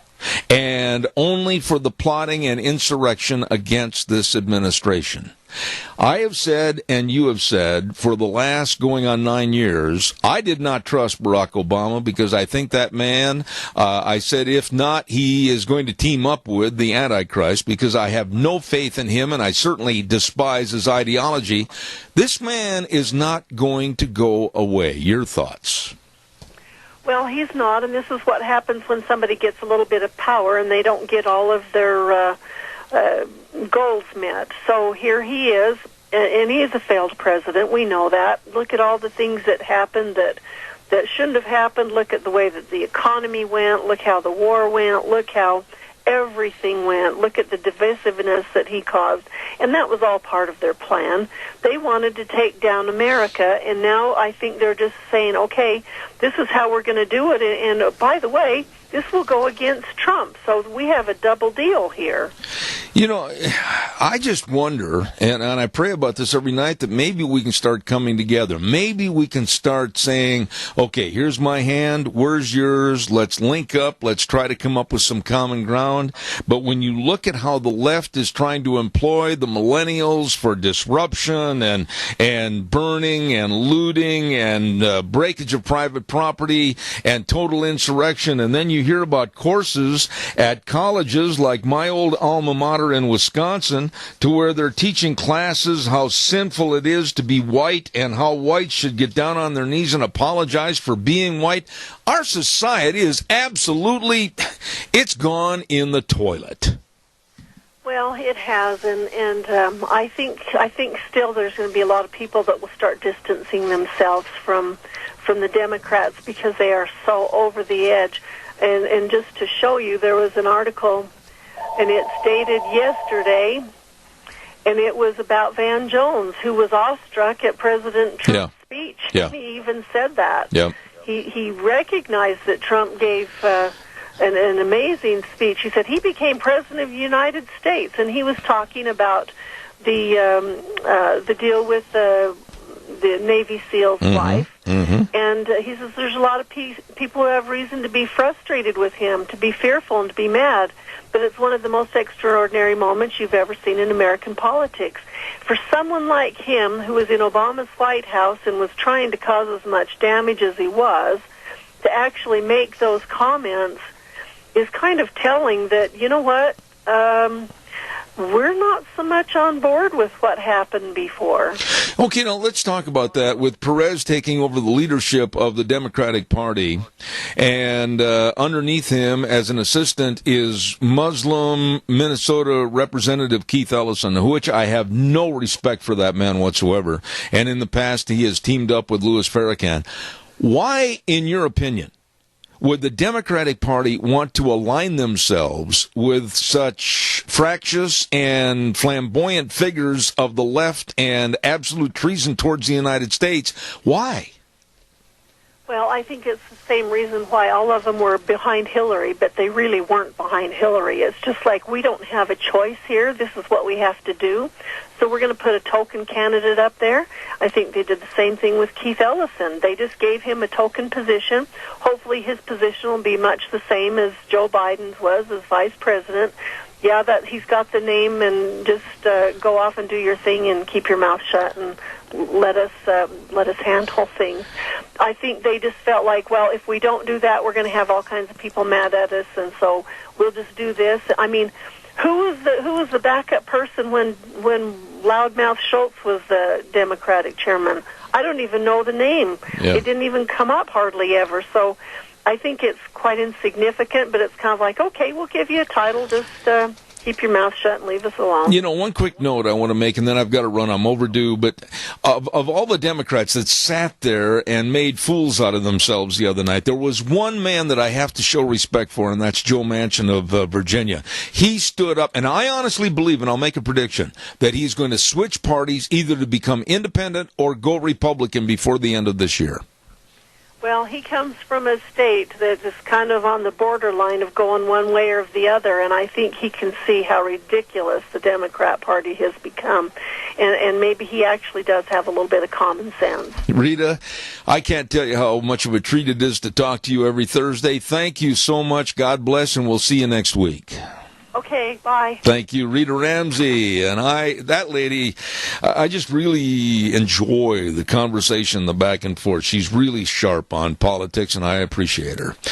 You know what? I'm hungry. I've been on this diet since my vacation. Seriously, I've been really adhering to it and have lost quite a bit of weight. I'm wearing Wranglers that have not fit me for a long time, and then that's why it's so hard to sit here and talk about starving to death, because these are some great places with great food, like the AC Drive-In at 601 East Main in Burley. Mint chip shakes.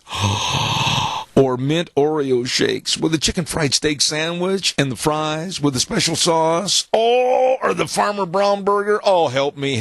It's great. Always great at the AC Drive-In, 601 East Main in Burley. Or how about Taco Bandito? Hello, Taco Bandito, 2301 Overland in Burley, with the pork burritos with beans, pork, rice, sour cream, and cheese. Wow, they're good. And the breakfast burrito to die for. You're going to love that. Over at Taco Bandito, 2301 Overland in Burley. Well, 2 locations of Burgers Etc. 124 South Oneida in Rupert and 700 Overland in Burley. Corn dogs and burritos, only 99 cents until 3 o'clock. Or is that after 3 o'clock? We'll stop in at 3 and then they'll let you know. And don't forget, too, they've got all the delicious burgers. And at the Sunday, or I should say at the Overland store in Burley for Burgers Etc. on Sundays, shrimp dinners. Ooh, you're going to love it at Burgers Etc. Let's move over to Steve-O's. 290 South, 600 west of Hayburn. And they got a new salad. And if you haven't tried this, get in there and have it. Chicken breast with bacon and all the goodies. Good. And buffalo burgers made with real buffalo, along with different soup every day. It's absolutely delicious. And top it off with one of their cupcakes. Ooh, they're good. At Steve-O's, 290 South, 600 west of Hayburn. And last but not least, Doc's Pizza at 514 6th Street in Rupert, right on the square. Man, I'm talking pizza, and I'm talking Doc's Pizza. I've been there many, many times. The people are phenomenal. The pizza is absolutely out of this world. You're going to love it at Doc's Pizza, 514 6th Street in Rupert. And those are just a few great places to go when you're hungry and starving to death. And I am. Oh, my goodness sakes. Well, we're going to take a little break and send it over to CBS News, and then we're going to come back with Cassia County School Days. Sandra Miller is going to be on the air today. She is the Assistant Cassia County School Superintendent, and for our business salute, we've got Linda Peterson, and then at 10:30, very interesting report from the Institute for Energy Research, and that's with Chris Warren. So it's going to be really interesting. Don't go away. Zeb at the Ranch. Wheels, take it over.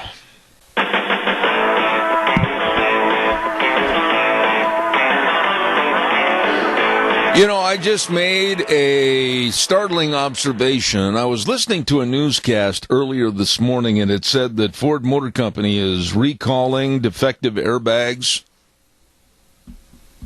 Maybe we should ask Congress to do the same thing.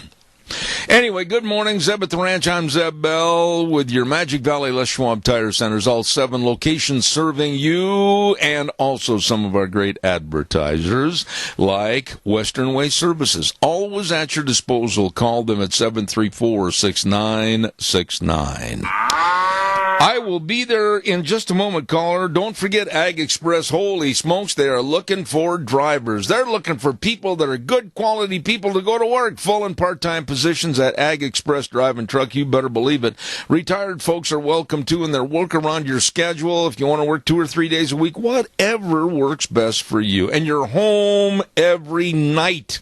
They've got new and maintained equipment and great benefits and vacation plans. Hey, you better call them today. Dale in Palm Paul at 438-8886, Alan in Twin Falls 731-2495, and Russ in Burley 431-7175. Ag Express looking for drivers. You call them today. Caller, good morning. You're on the air. Quickly. Yeah, I listened to the news at the top of the hour, and sure enough, they told us about the Dow being down 40, but you never heard them yesterday. It was up 300 right after Trump's speech. You know, they're not going to give. Alias, you might as well pack your suitcase and move someplace else, because you're not going to hear the news from the major networks, ABC, CBS, or NBC, give this administration any credit. But boy, if there's a little hole in the road, they're going to turn it into the Grand Canyon. I mean, it's so obvious. I don't know. It's laughable. I agree with you. It's laughable, but yet it's not funny. Thank you so much for your call. I appreciate it. Bye. All right, sir. Let's see what else have I got cooking here real quick before we go to Cassia County School Days. I've got that done. I think I've got it all taken care of. And so I want to start reminding you right now about what's happening here this morning. We're very, very blessed on Cassia County School Days to have the assistant superintendent, and I'm looking forward to having her on the air with us in just a few moments. And before we do that, I want to pay credit to the sponsors that have been with us on this segment for a long, long time. Cassia County School Days brought to you by Ambulatory Surgery Center at 1344 Highland Avenue, Suite E in Burley. And for your outpatient surgeries, such as hand surgeries, knee surgeries, colonoscopies, etc., they can save you money. Please call. Find out more. 677-8888. Ambulatory Surgery Center in Burley, along with the Child's World. Wonderful, wonderful family store, and they're located at 1308 Overland in Burley, and believe me, they've got all the games, all the puzzles, all the children's clothing. They've got the Cherokee scrubs and the shoes. It is a great place to shop. Stop in to a Child's World, 1308 Overland in Burley, along with Ambulatory Surgery Center, bringing you School Days in Cassia County. And right now, we have the assistant superintendent for Cassia County Schools, lovely lady. I remember her when she was on the program with me the last time, Sandra Miller. Good morning. How are you? Good morning, Zeb. I am doing well. Thank you. How are you? I am fantastic. But, you know, when people are on the radio, you can just absolutely hear the smile in their voice. And you, my dear, have a smile in your voice. I do. It's a great day in Cassia County.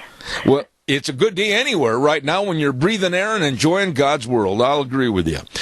Now, Sandra, I understand that the process of going to school and setting up a school calendar, I can't even imagine. I got to thinking about this after Debbie Critchfield sent me this note. How in the world do you set up a school calendar with all the schools in Cassia County under your auspices, if you will? That must be quite a chore. Well, it is quite a process. You're right, Zeb. We, of course, have to use the state guidelines and the mandates that come from them according to grade level. Each grade level has to be in school for so many minutes in order to accomplish what the state requires there.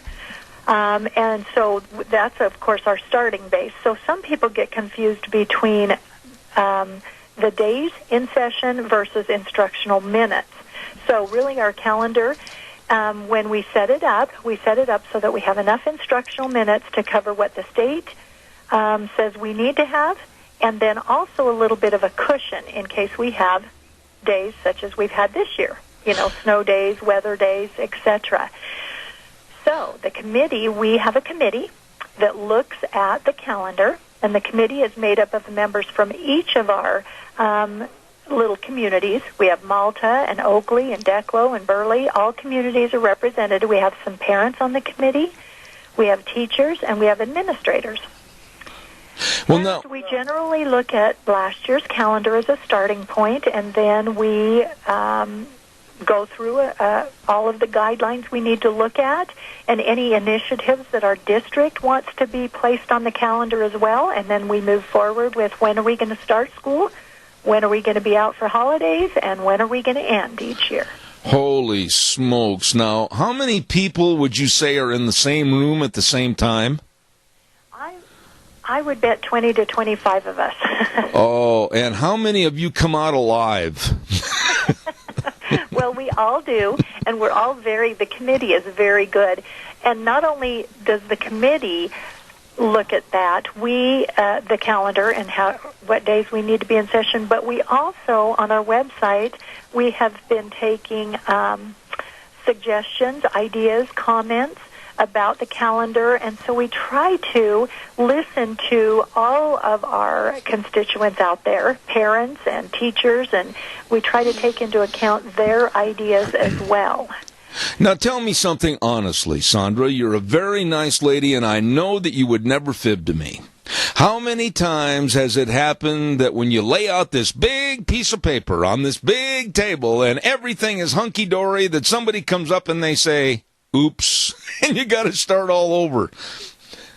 We have had to. You're right. I'm not going to lie to you. We've had to look at things and say, nope, that's not going to work, and that, we need to go back to the drawing board. And not to mention those comments that we get from staff and parents, we have to, we share them, and we have to say, okay, is there any way that we can listen to this voice and make a change in the calendar that would reflect that concern, issue, question, etc. Sometimes we can't, Zeb, because bottom line is we can't make up extra days in a calendar. The days are the days, and the holidays fall when they fall, like Christmas.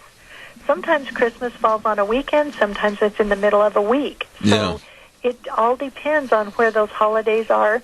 Another very important element for the Cassia County School District is our Fair Week. Oh, boy. I know it. And so we have listened to all of our stakeholders out there, and they have said we do not want school to start before or on Fair Week. And so that is a challenge for the calendar committee, but we have listened to them, and we've been able to avoid Fair Week. Isn't it, and I want to say this with respect to both sides, but isn't it really kind of ridiculous to think that like 4-H and FFA projects, when they have worked so hard, whether they've got an animal project, a gardening project, or whatever, to basically isolate those kids and make it harder for them during Fair Week when they've worked on something that might be their life's work later on. I think that they've got to have one thought, and that's the fair and the projects. I really feel that school sometimes has got to take a back seat. Maybe I'm wrong. Tell me. Well, that is the opinion of our community members out there as well, and students do work hard on those projects, and in my opinion, the work that they do in 4-H and in agriculture and the work that they submit to the fair is education. It's an educational process, and it can only help with the partnership that we hope we have with our parents and our families, in the fact that they're learning how to give presentations, how to write reports, how to work hard. I mean, the work ethic those students have that submit projects and animals and, like you said, whatever it might be, they have worked hard and been dedicated to that, and that's exactly what we want from our students. We want hard workers and dedicated students. Absolutely. Now, Sandra, I was being pardon me, I've got a little frog in my throat this morning. I was being a little bit facetious before, but then on the other hand, maybe you do this process that way. I'm assuming, do you actually take a huge piece of paper and start like in the latter part of August and go through September, October, November, etc., and get everything written out in kind of a rough draft? What do you do? Yes, well, it's not a big, huge piece of paper, but we have a full calendar for the whole year. And Pam Teeter, I have to give a shout-out to her because she creates it for me. She kind of helps me co-chair this committee, and she brings in 2 or 3. She and I sit down ahead, and we do 2 or 3 scenarios. And we say, okay, here's the number of days we need. We could start here. we could get this many days off here, or we could go here. So we start off with calendar A, B, C. And then the committee says, well, we like calendar B, but let's tweak it this way. So then we do another one, and then we often send it out to our staff and community for more input after that. Okay. Now, do you also have to put on the calendar special events like basketball, football games, that type of thing, and you have to figure in if a particular team, be it Raft River or be it Burley High School or the Oakley Hornets, whatever, do you have to figure in if they go to state those days that you have to also figure in? We don't put it on the overall calendar, but the calendar committee does have conversation about that. That's why we like to have a few extra built-in instructional days, or minutes, if you will, in case a team does need to be, does make state, and the school does need to have some extra time off. We, this year, though, the calendar committee had no foresight into how many snow days we would have. Oh, my. And so, that's another issue, but we do build in an extra cushion for extenuating circumstances that just happen. Okay, now, let me ask you this question, and I certainly hope and pray it doesn't happen, but Sandra, with the flooding and the still huge amounts of snow that could cause a lot of problems, and the weather in general for the springtime here in the southern part of the state, what about this? I mean, you're looking at kind of a dice roll as to how much more time you might have off. Exactly, and we're hoping that the weather cooperates with us, but most of our schools, elementary right now, have enough time. They've got enough cushion. Secondary, not so much. Some of the schools have a little more instructional time based on when they start, when they end, how long their lunch is, passing periods, all that stuff. But if we have to, we will probably add instructional minutes to the day in order to make up time. Now, however, right now, we're sitting pretty good. Okay, now how do you do that, though? And I don't mean to kind of beat a dead horse here, but do you sit down and figure 5 minutes and equivalate that to a week on a per-class basis so that the guidelines are met as far as what the state criteria is? How do you do that? Yeah.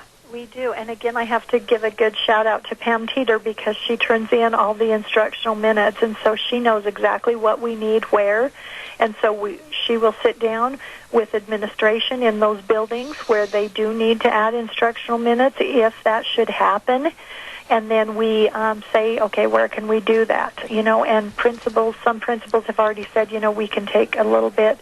We have extra built in at lunchtime for clubs. We just won't do clubs. We will have that be instructional time. We can add a few minutes, at the end of a school day. Instead of getting out at 3:10, we'll get out at 3:20, something like that. Right. But we have to also consider transportation and how that works with all the varying schools and make sure that we can, accommodate all the bus routes and things like that. So it is a process for sure. Oh, I can't even imagine, and I'd never thought of it until you laid it out for me this morning. But what about, I hate to sound negative, but here's the oops factor again. What happens at the end of the school year when you think everything is A1 done, and you find out after graduation, whoa, we're missing some minutes here. What happens between you, the state, and all that? Well, we won't let that happen because we will check with the state prior to make sure that we are on track because, like you said, after the fact, there would not be a whole lot we could do, and then those kids would not have had those instructional minutes. I don't know that that's ever happened, though, because I think when districts are close like this, we work very closely with the state and make sure that we have everything on board for those kids so that we don't have that big mistake at the end of a school year. I have a vision in my mind right now that if someone were to take a tour of your house, it would be everything absolutely in place, nothing out of place, because you sound like the most organized woman I've ever talked to in my life. Well, thank you. You're a blessing to have on the program, the Assistant Superintendent for the Cassia County Schools. God bless you, Sandra Miller. Thanks. Come back soon, would you? Thank you, Zeb. Zeb. I will. I Oh. appreciate it. Enjoy your day. Thank you. Wow. I mean, what an undertaking to make a calendar for a school year and figure in all those minutes and everything. I'm learning something every time Debbie Critchfield lines up somebody from the school system to come on that program. I learn something every week. There are some really sharp people in education, and I am sick and tired of hearing these crybabies woe and bemoan Idaho education. We got some nice, sharp people, and there was one of them right there on Cassia County School Days, brought to you by Ambulatory Surgery Center at 1344 Highland Avenue, Suite E in Burley, 677-8888, along with A Child's World, 1308 Overland in Burley, and we thank them for their helping us put on the air School Days in Cassia County. As a matter of fact, in just a moment, I'm going to be talking to a lady that knows all about those two businesses, and we're going to have Linda Peterson on the air in just a moment. But I want to remind you, coming up this Saturday, don't you go anywhere except the Burley Auction Yard at 1 o'clock for the 22nd annual bull sale of the best in bulls, the best in cattle from the Sheridan Ranch. Cordell and Patty Sheridan bringing in the Gelbvieh, Angus, and Balancer bulls. This is one of the most famous bull sales in the Northwest and one of the best. 22nd annual bull sale starting at 1 p.m. at the Burley Auction Yard this coming Saturday. Lunch provided at the sale. Don't miss it. 85 bulls are going to sell. Free delivery up to 300 miles with Cordell and Patty Sheridan. The Sheridan Ranch annual bull sale coming up this Saturday. Yes? I was just gonna ask you and double check that number that you had gave me for Mrs. Peterson. Yes. It is 670-2658, correct? That's what I was given. Okay. I will try to plug it in and see if I can reach her, but I haven't been able to yet. All right, you keep trying, and then Deanne out in the other room will also keep trying, and hopefully we can get her on real fast. Deanne, come here, quickly, please. If you have another number for Linda, let's get her on the phone fast and see what we can find out. And that number again is what? Point it out to me. 2658? That's what we have. Yeah.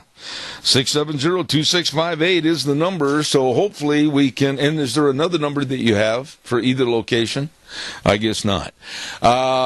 Wheels, do your best. See what we can do to find her. And while we're waiting, we'll take some more phone calls as I'm sitting here going, okay, why is there air? Meditating. Give me a call, 436-2244, 1-866-927-4587. And we'd like to visit with you about anything and everything that we've talked about so far this morning or any other topic that's in the news for this morning. Wheels, any success over there? Yes, I was just going to let you know that I got her on the phone for you. Thank you very much. Appreciate it.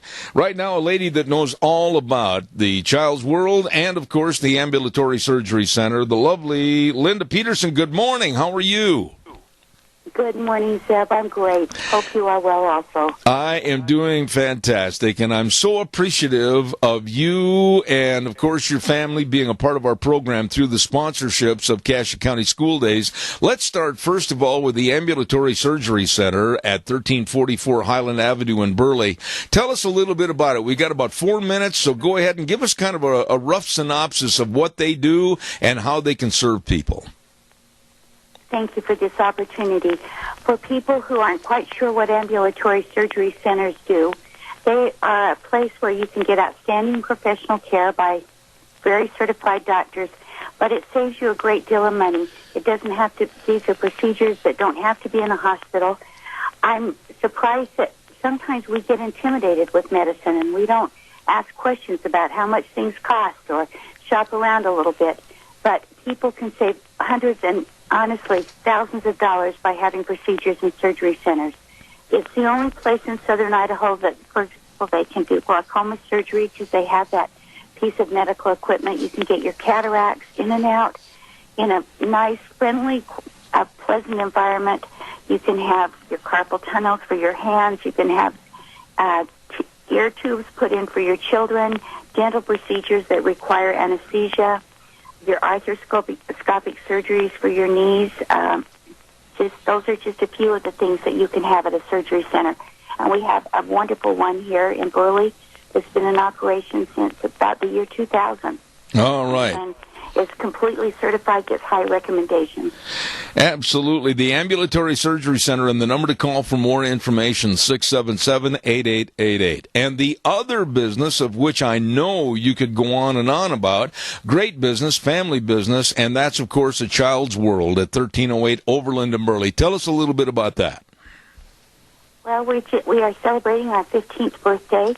We are celebrating it by half our store being 50% off and the other half 25% off. I hope people know that we try to be very honorable. We didn't mark up any prices before we put this at 50% off. We just went straight and move things. We want to move merchandise because there's always new things we'd like to bring in, especially for children and toys and babies' gear, but you have to have room to do that. So I'm also always amazed. For example, we have coats at 50% off. It's such a good time for people to come in and stock up. We always have sales racks. So if folks need to think ahead and plan ahead for growing children, there's really quality products that they can come and purchase. And quickly also, Linda, tell everybody about the Cherokee scrubs, the shoes, etc. Thank you. Yes. I appreciate you mentioning that because there's a lot of people that wear those type of uniforms, and we have people that are so comfortable, like your basic black, nice, comfortable pants that just come in and buy them because they're always. Cherokee has such great designs, and they're always very comfortable. A whole office comes in at a time and orders coordinated outfits. If you see a style you like, but we don't have your size, they come within a week. So we have shoes, we have stethoscopes, but they have such great quality jackets and tops. So come in. We carry the ones that the hospital requires. You just wear these certain colors. We keep those in stock all the time also. I tell you what, this lady has been so kind to us, my wife and I, and so great to be as a sponsor on behalf of the Ambulatory Surgery Center and A Child's World, sponsoring Cassia County School Days. Linda, thank you. God bless, and I appreciate your time this morning. Well, I just encourage people to shop locally so we don't keep closing doors here in Burley. Thank you. Amen to that. Thank you. Very well stated. Thanks a lot. Appreciate your time. Thank you. Very, very nice lady, Linda Peterson. Thank you very much. Well, we're going to take a little break for a couple of minutes. We're going to send it back to Old Wheels at our main station, and then we're going to come back with Chris Warren with the Institute for Energy Research. Don't you go away. Zeb at the Ranch. I'll be back. And now, back to Zeb at the Ranch on AM 1230 KBAR. To reach Zeb, call 436-2244 or toll free 1-866-927-4587. And now, here is Zeb Bell. Thank you. And in the final segment for this morning, and Zeb at the Ranch, and we have with us on the phone the Vice President of Communications for the Institute of Energy Research, Chris Warren. Chris, good morning to you. How are you?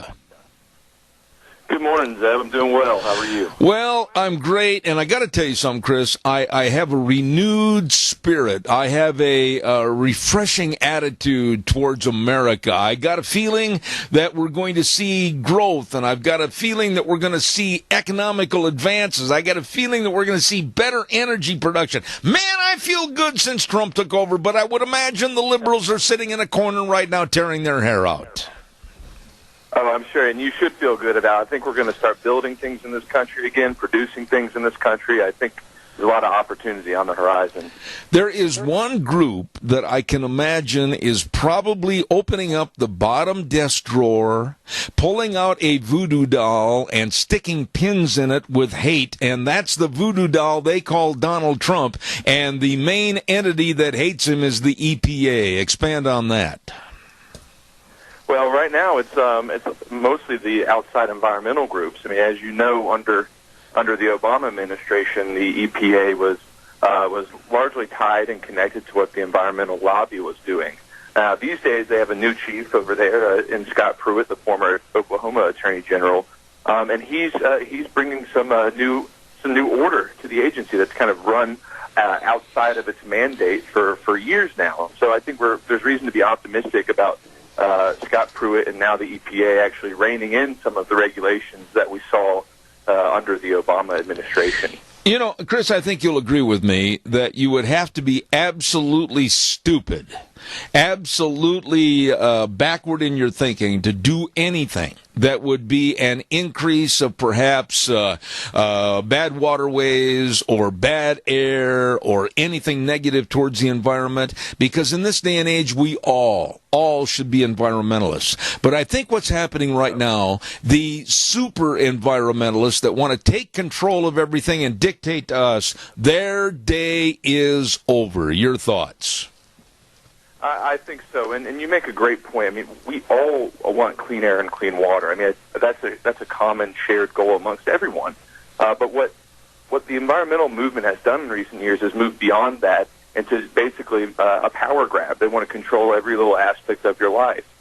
We saw this with regulations in the EPA, whether it was the Clean Power Plan to control how you get your electricity, or the waters of the United States redefinition of the Clean Water Act, which, of what is a navigable water, which would have given the government lots of control over people's private property. So it's gone beyond this whole let's improve the environment mantra that everyone agrees with, and now it's on to more about consolidating more control in the federal government. You know, you, I believe, sent me a very interesting press release about waters of the United States and the regulatory means the EPA wanted to try to take over more control. But there's one sentence in there that really bears scrutiny and a lot more expression from you. The rule about waters of the United States was never about protecting water. What did you mean by that? Well, look, there are protections already in place to keep our water clean, and water quality as well as air quality has improved greatly in this country. Whether those protections are in place at the federal government level or at state and local government levels, we have clean water in this country outside of a few local instances where there have been issues. And some of that blame, where there are those issues, is on the federal government, at the federal government's feet. But this regulation was really about redefining what constitutes a navigable waterway, so the federal government could weasel their way into private property. So they expanded it to where it could possibly include anything from a pond on somebody's property, some wetlands, or even just a ditch that fills up with water when it rains a lot. So this really wasn't about protecting clean water. It's just about making sure the federal government had more control over your land.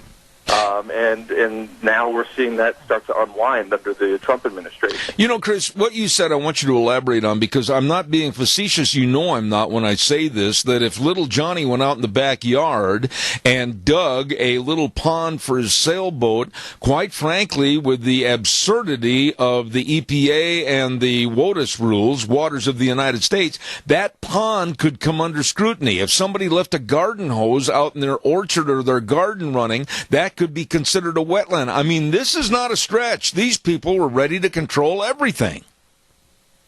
It's really not a stretch. I mean, the way they defined it was a significant nexus to a navigable water. So if something were to flood and it were to somehow possibly one day could feed into what they consider navigable water, that's something that theoretically under this rule the EPA could come in and regulate. So it really was power grab. And so every time you wanted to build a structure or develop natural resources or farm or ranch on your land, there's a good chance that the EPA was going to get in the way of you doing that. And so that's why it's crucial that the EPA under the Trump administration reverses this regulation. I'm going to say this, Chris, and I think I can't wait for your response, but I think areas like the breadbasket to the world, the San Joaquin Valley in California, and here in where I live, Magic Valley, huge farming operations, and I think this is just going to absolutely take a burden off of them. But I want you to respond to that, but then also I'm afraid laying in the weeds, waiting for the end of the first term of Trump and his administration, I don't think these environmental groups are going to go away. Expand on that. Oh, no. There's too much money involved, Zeb. These groups are well-funded by billionaires like Tom Steyer. They have a lot of money and they have a lot of motivation to keep keep our natural resources in the ground and to prevent people from utilizing their property to their own benefit. So they're going to come out big time, not just at the end of this 4-year term, but throughout the next few years and up until in the midterm elections in 2018. These environmental groups are going to be fighting to put Democrats in the majority in both the House and Senate, and then also to take over the presidency in 4 years, because they want to see these types of regulations, like we talked about with the Waters of the U.S. rule or the Clean Power Plan. They want to see those things stay or come back after the Trump administration. So their goal is to keep our oil, gas, and coal resources in the ground, and they're not going to stop fighting for that just after 4 years of Trump. Okay, but Chris, if, and I'm underlining that word, if the Trump administration can all of a sudden get their feet on the ground, put their track shoes on and start running, and really start to turn this economy around, really start to turn around the actual attitude of the United States towards more positiveness, it's going to be doggone hard for these loudmouth liberals to try to take it back, isn't it? It will be. I mean, President Trump was elected because of the economy. We had sluggish economic growth under Obama.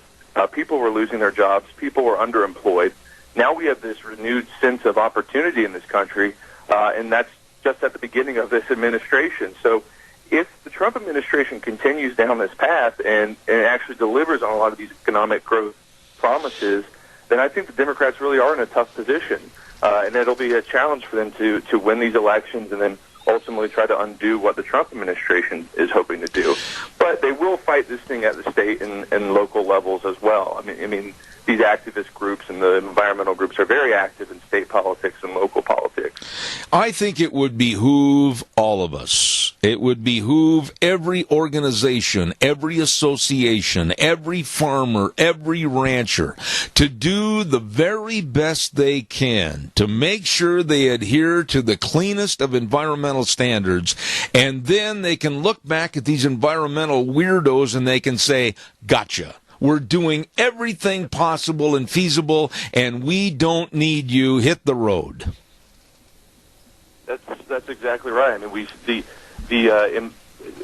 like we said earlier, everyone wants clean air, everyone wants clean water. But what these groups have been doing is chasing climate change as opposed to clean air and clean water.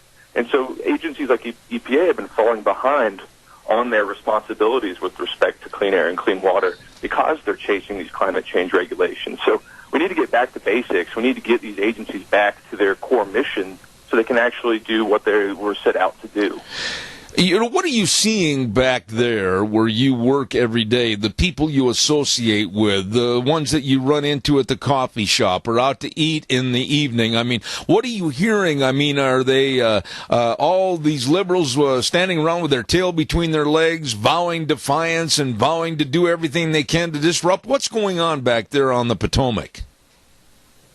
Sure. Well, I think everyone's still trying to figure out the Trump administration, and this is a new type of administration, a new type of president. He's not a career politician, which gives some folks around here pause. But I also think it gives people a good kick in the rear to rethink, how the federal government has been growing steadily over the past few decades and even before then. So I think there's a lot of, as far as the people I associate with and our organization represents, I mean, we're all ecstatic. We think this is a great opportunity to reverse not just 8 years, but decades of bad energy and environmental policy. So there's a lot of optimism around here. Let's just say, Chris, that optimism and everything comes to fruition.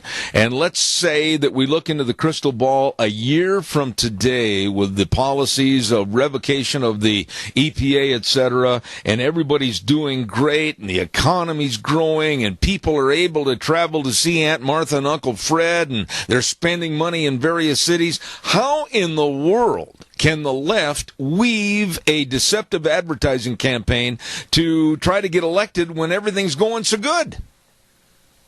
I think they're going to probably hit the same points they've always hit, Zeb, and that's saying, oh, these are a bunch of polluters, these are people who want to destroy the earth, when that's not actually the case. And I think they're going to keep hitting those same points, but I think it's going to be falling on deaf ears because folks care about the economy, folks care about jobs.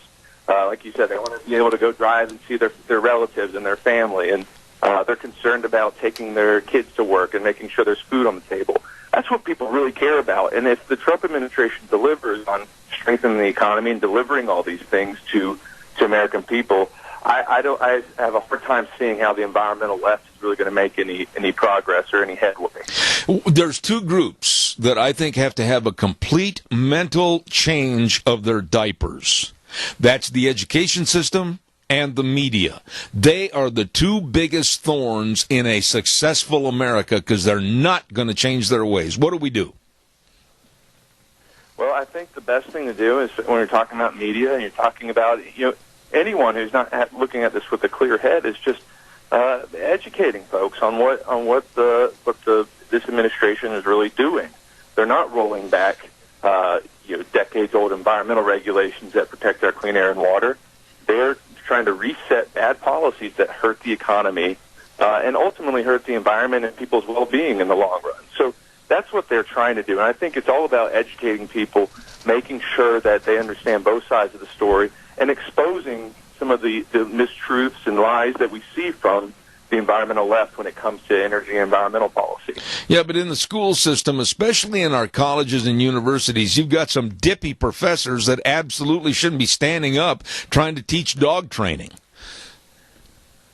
Oh, absolutely. That's a big problem at universities. I mean, you have these career academics who have never, really worked a real job or spent much time in the real world since they went to college to start. So you have these individuals educating our students, and they're kind of filling their heads with this idea that big government is the solution to all of our problems. Yeah. And that's just not the case. So I think it's about, in this new world where we have new media and people have information at their fingertips at all times, I think it's just making sure that they get the proper information outside of what they typically get from the mainstream media and also from their college professors. I agree. You are always invited on this program. You do a wonderful job. The gentleman that's in charge of communications, the vice president at the Institute of Energy Research, Chris Warren. Chris, thank you for coming on the program. I appreciate your straightforward approach.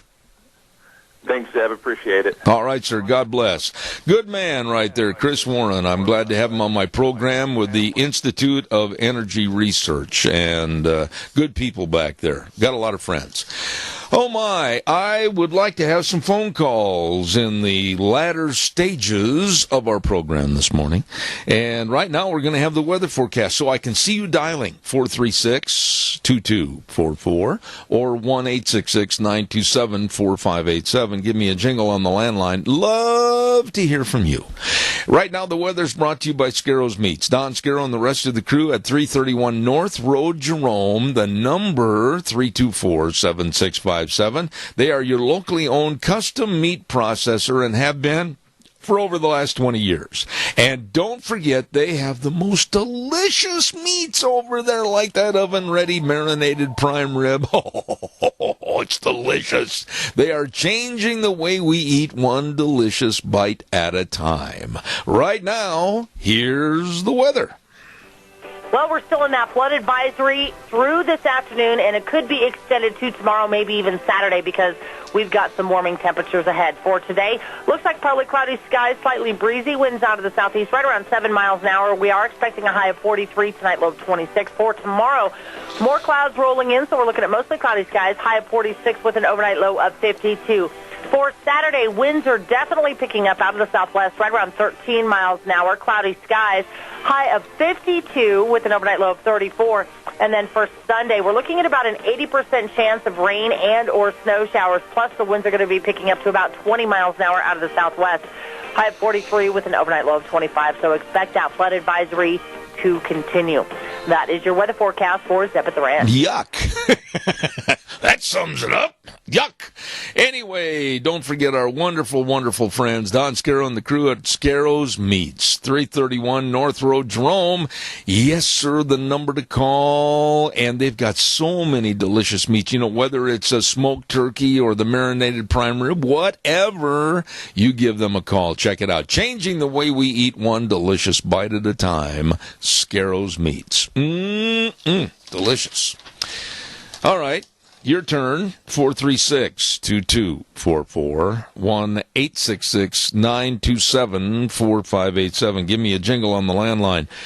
This week, I've had occasion to visit with, last week we talked to Sheriff Eric Snar over in Minidoka County and also Undersheriff of Cassia County, George Worrell, and of course some other folks very, very important to the flood and the disaster that's really kind of encroached itself here in Magic Valley with our floods. And I just absolutely have learned a lot. I know we had Kim Vega on yesterday, and she just was so explanatory about what's going on over in Minidoka County, and I urge you folks out there to please be careful. It just doesn't sound good with the weather forecast. We're going to be seeing the temperatures up in the 50s. Yes, there's going to be a lot of flooding. Yes, there's going to be a lot of melting, and then of course trying to add that to the rain and possibly more snow. I mean, my thoughts and my prayers go out to each and every one of you that are subjected to this bad weather and bad conditions. Please be careful out there. Caller, good morning. You're on the air. Thank you. Yeah, good morning. The waters are running, isn't it? Oh, I feel sorry. I do not know where you live, but I'm blessed here. I have no water problems. The snow, if anything, is just going a little bit into my garage. But, I feel sorry for the folks that are subjected to this. It's a mess. Hey, I just wanted to bring up that I'm proud of our legislature, or our Senate, for voting down that Article 5 convention in the states. I think that, I'm just tickled pink. Let's put it that way. I'm happy. Well, wait a minute. I want to jump in with you. I was not for it from the get-go. I was not in favor of that constitutional amendment. And you were one of the callers that called in yesterday because I recognize your voice. Were you not? Right. Okay. I agree with you. And there were too many questions about what could and might happen. And I'm just going to say this. I don't like the tinkering into a document that has served us well for over 250 years with people that had the farsightedness to see problems and address the problems. And when we think we're going to start taking care of it and address it and tinker with that Constitution, it scares me. Yeah, and me too, because I agree with you. I don't think that once that's opened up, they can control it. They couldn't control it the last time that it happened. I think if you can come up with, and I want you to respond to this, I think if they could come up, and I mean this when I say this, a fail-safe system that is absolutely 100% bulletproof to the point where if they want a mandate that says everybody's going to have a balanced budget across the board from California to Maine, and it can't be touched by anybody that wants to get in there at a constitutional convention and try to go to the Second Amendment or the First Amendment, if it's absolutely bulletproof, I would probably be open-minded enough to change. But right now, I don't see it. Right. I just think that it would be co-opted and taken over, and we'd have another runaway convention, exactly like what happened the last time. I mean, it did come out good for us, thank heavens. Yeah. Because we have what we have, but I don't want to take that chance again, even with the Republicans in control. I agree. Too many of those Republicans that are not conservative. I want to be very open and honest with you and tell you, and I respect him for calling. I want to make this up front. This morning early at about 6:45, I had a call from Senator Kelly Anthon. And I respect Kelly more than you'll ever know. I think he's doing a phenomenal job as a state senator. And we talked about this issue. He talked about my feelings of shortcoming on that constitutional amendment. He was very open-minded and gracious. And I think with lawmakers and legislators like him and others, let him work on it. Let them come up with more of a fail-safe system, but now was not the time to have that. Yeah, amen. I agree. Thank you for your call, sir. Yep. God bless you. Thank you very much. I want to remind everybody about your Magic Valley Les Schwab Tire Centers. Oh, all 7 locations, and they are thinking spring. Yeah, they're sitting on the floor with their legs crossed going, spring, spring with a big spring tire sale. That's right, like for your pickups and SUVs, the backcountry all-terrain tire. Oh, boy, you talk about a powerhouse tire. That's it. All of the tires, great big spring tire sale for you at all 7 locations, along with the best in brake service, the best in front-end alignments, shocks and struts and batteries, all of this, but the best in service, too. With Lane and Rupert, Dave on Blue Lakes and Twin, Mike and Buell, Mike and Jerome, the Twist family and Paul, Daniel on Poline in Twin Falls, and Randy on Overland and Burley. The best at your Magic Valley Les Schwab Tire Centers. Thinking spring with a spring tire sale. Caller, I've got 1 minute, real fast. Go. Yeah, on that constitutional amendment thing, how are they going to ensure that any of the delegates that go there are bribe-proof and blackmail-proof? Yeah, and Alias, I'm kind of in your camp on this because there's still, to me, too many loopholes where you had a constitutional convention, and legally, I don't know if you can shut the voices down on the floor to possibly bring up, like, the reevaluation of our Second Amendment, et cetera. I'm very afraid of that. Appreciate your call. Thank you, sir. Okay, bye. All right, sir. We're going to wrap it up for this week, and I want to thank my lovely wife, Deanne, sitting less than 10 feet away from me, gazing at the birds out the window. And Wheels, I want to say thank you to you and all the guests. Now, I have a little bit of a tidbit to share with you that next Monday at 10:30 on the program, I'm going to have Mike Lindell on the program, and you have seen him on television 1,000 times. He is the inventor and the head of the company called My Pillow. And he's got a story that is absolutely spellbinding. And we're going to be talking to him and how the company grew and his previous life, what he had to go through to where he is today. Quite an interesting story. So don't miss that. Thank you, everybody. God bless you. And remember, the way things were, the way things ought to be. We'll see you Monday at 8:06.